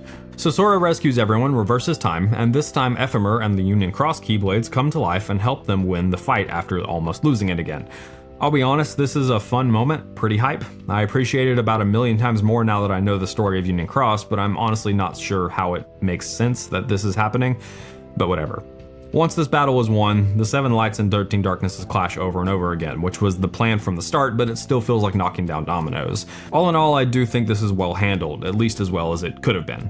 Each organization member gets a closing cutscene as they fade away that gives them some sort of conclusion to their story. Many of these end on an amicable note. Sora realizes that these people were caught up in a plot that was bigger than them and they deserve some respect in their final moments. This is a great detail, honestly, and many of these scenes are touching. The Repliku fighting for the organization is revealed to be a copy, and the real Repliku shows up to finish the job. Then he gives the replica to Riku, saying that there's someone else that needs it more. Repliku's self-sacrifice here is a great end for his character. Marluxia and Larxine's scenes both pay homage to their time in Union Cross. It's subtle enough and leaves some details still open to theory, which is fine. Vanitas explains who he is really, and Ventus says people should be free to choose who they are, not just all light and all dark. Vanitas says that he is dark before fading away. Terra is revealed to be Ansem's guardian, which is a cool detail. I'm not sure that it makes much sense, but it's cool. The day's characters have a reunion that is obviously effective on me because I love the story of that game a lot. Axel and Syax have a chat about— Stop it. The whole act. I thought this was all for her. At first, I sacrificed everything to try and track her down. You're the one who went off and made other friends. Left her and me both in the dust. It infuriated me how you just exited our lives. Okay, wait, what is this about? So let's talk about this game's Union Cross connection and the secret reports. There are 13 of them, as you'd expect by now, and this time they are from many different perspectives. In the first, a girl wakes up, doesn't remember her past, is simply called X. Lee, Isa, and Braig would come and speak to her every now and again for years, apparently. Report 2, Xehanort talks about his early days mastering the darkness and matching Ericus as an equal. Much of this is further extrapolated on in Dark Road, which came out later. Report 3, Xehanort finds Subject X and decides to continue Ansem the Wise's experiments on the hearts on her. She doesn't remember who she is or basically anything. The experiments on Subject X don't really work, and Ansem the Wise puts a stop to them, releasing her. Xehanort goes to find her to continue the experiments. In Report 5, Syax explains how they found Subject X. He and Lee apparently apprenticed to Ansem the Wise in order to find her after she left. In Report 7, Vexen regales how he became a nobody for a second time in order to complete his replica research. Vexen then explains how Xemnas, Ansem, and young Xehanort are actually replicas with the hearts of those beings, since they and Master Xehanort cannot all exist at the same time according to the laws of time travel. In Report 9, Ienzo lays out the hearts in Sora's heart, Roxas, Xion, and Ventus. He then explains how he intends on restoring those hearts. In Report 11, Luxu talks on the events post the First Keyblade War, and the Dandelions' plan to move on to the New World lines. He calls Brain a virus and that the plan to move on was reckless.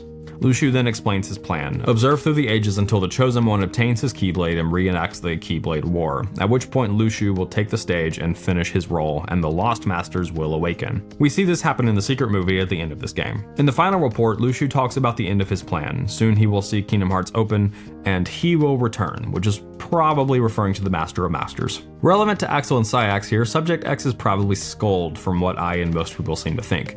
She's the only one whose location is unknown after the events of Union Cross, though that does make Xehanort's Skuld-esque mother in Dark Road a bit of a question mark, but anyway. Beyond these details, the secret reports in this game come off as needing to explain some of the stuff that happens in the story because the game itself never found a chance to, and to be honest, I think that's a grave failing compared to how well done the secret reports of the past games were. They usually weren't providing critical explanation of what's even going on, more so for extrapolating on the villain or a key character and giving their motivation and some of their backstory and reason for what they're doing. This game does almost none of that because it simply needs to explain what's happening in the first place.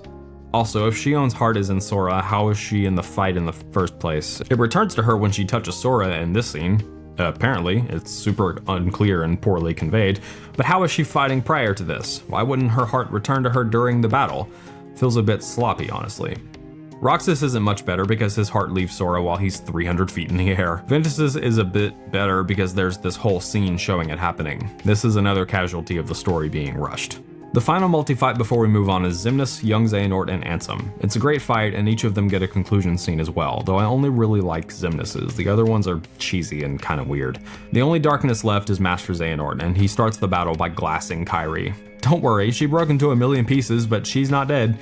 This angers Sora, which basically guarantees that he's going to fight Master Xehanort, which gives him the Keyblade. The Seven Lights manage to send him to Scala ad Kylum. Sora, Donald, and Goofy follow and beat the crap out of him until he relents.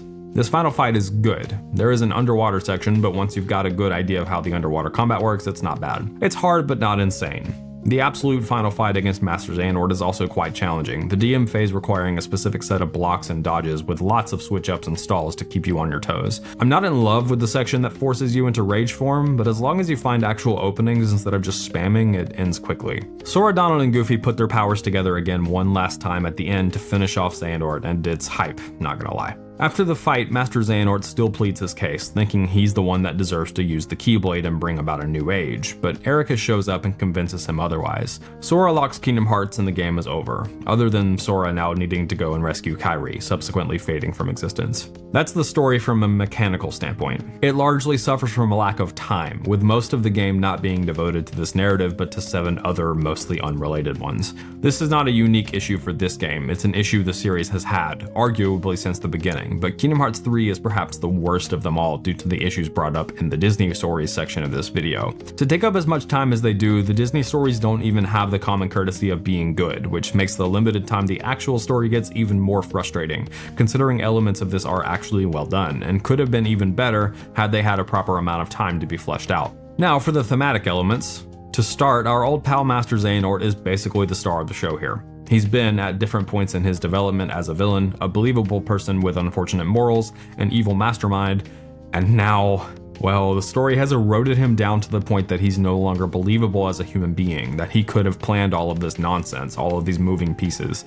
Things have gotten so grand and nonsensical that it's hard to see him as a person anymore, someone you could possibly sympathize with. This is kinda lame because Dark Road actually does a nice job of characterizing him in his backstory, but the last major story beat he gets to play a part in is overshadowed by the world-shattering implication of it all, that it is impossible to feel anything for, in my opinion. We all know the good guys are gonna win, let the characters breathe a bit.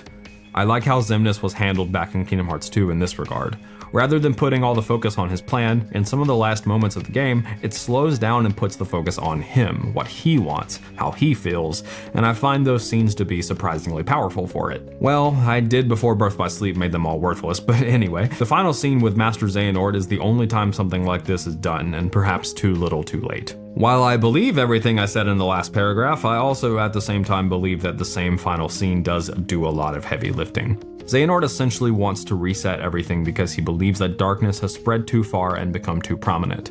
He thinks it's his choice to make because he thinks he's the child of destiny.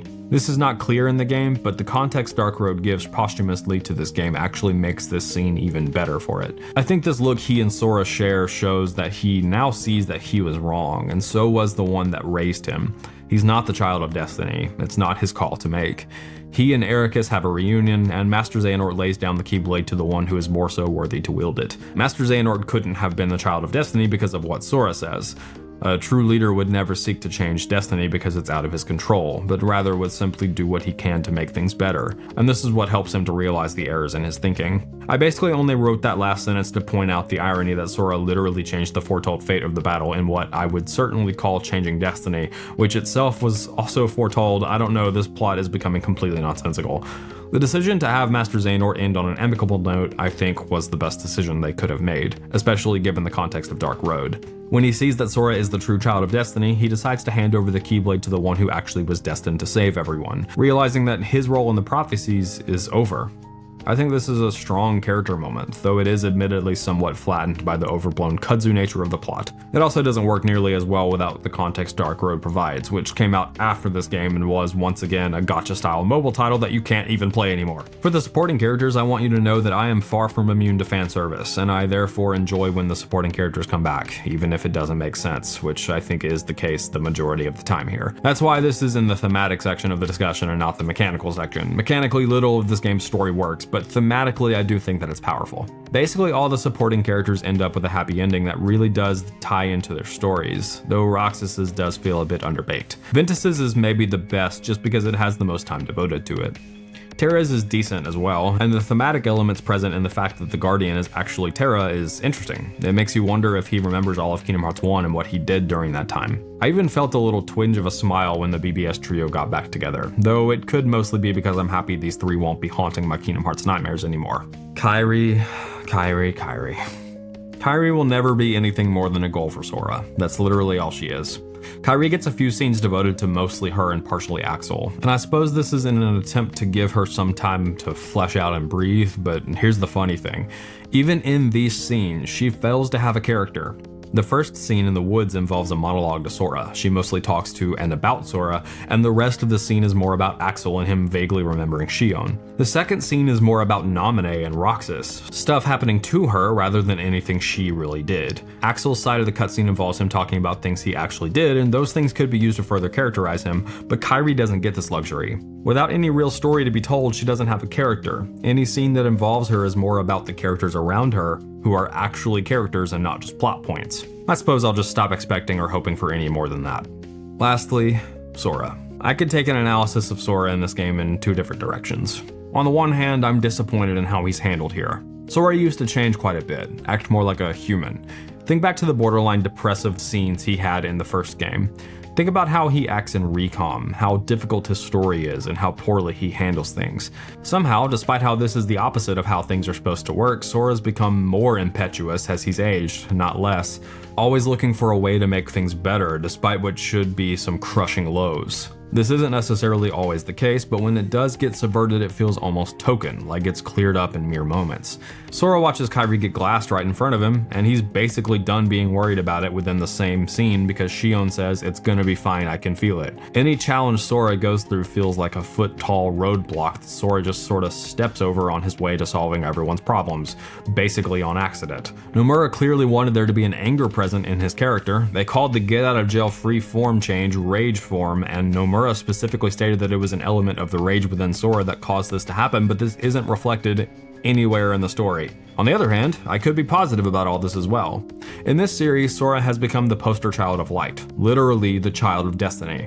It makes sense that Sora would be able to weather these storms better as he's grown, and see the light where most would only see darkness. Furthermore, not every story needs a character that gets beaten into submission by the world. Sometimes it's okay to have a main character that just handles things well, that deals with problems in stride, especially here, as he's already done these sorts of things multiple times at this point. Sora's overcoming of his struggles is inspiring and uplifting to watch. He even sees good in those he's been fighting for actual years at this point. In their last moments, he strives to understand them and make sure they are respected, sympathize with them. I wish more people were like this.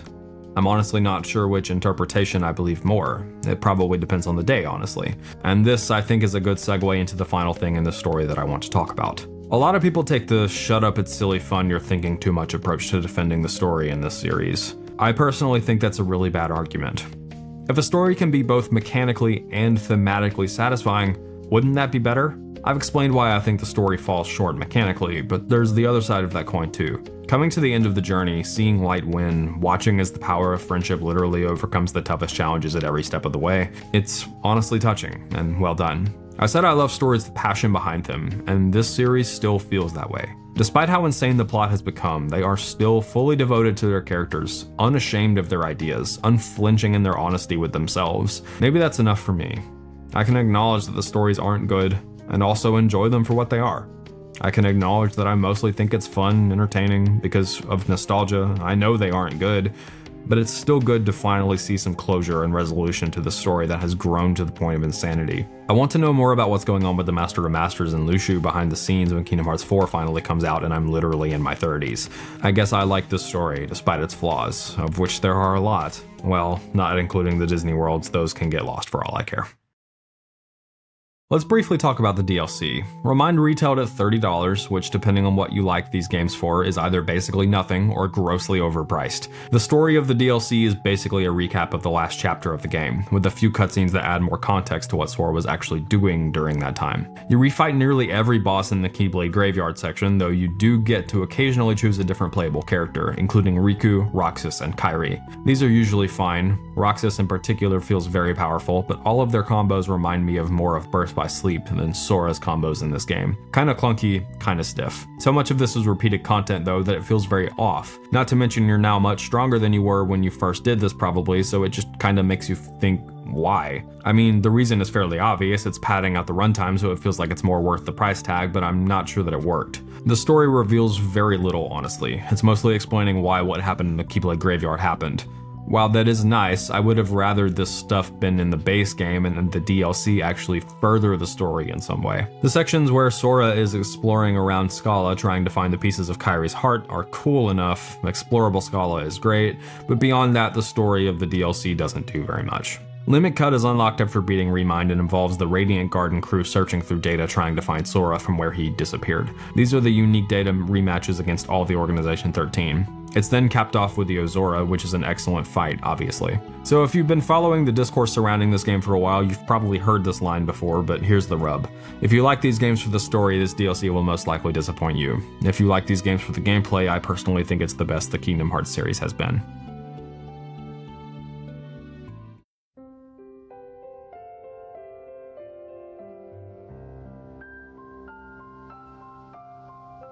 I honestly don't know what to say here anymore. Do I do a short recap of my thoughts on the series as a whole? Do I say nothing, thank the beyond patient YouTube members that waited nearly a year for more content and just sign off? How do I end a series that's been going for nearly 4 years? I guess like this. I still like this series. It's phenomenally flawed, especially in the story, but I still like it. That doesn't mean much for you. It isn't a satisfying conclusion, but it's mine.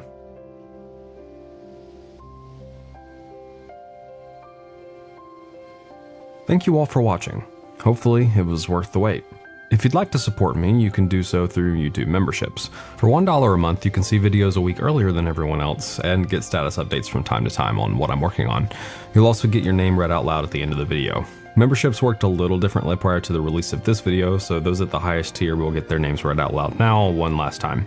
Baby Arms?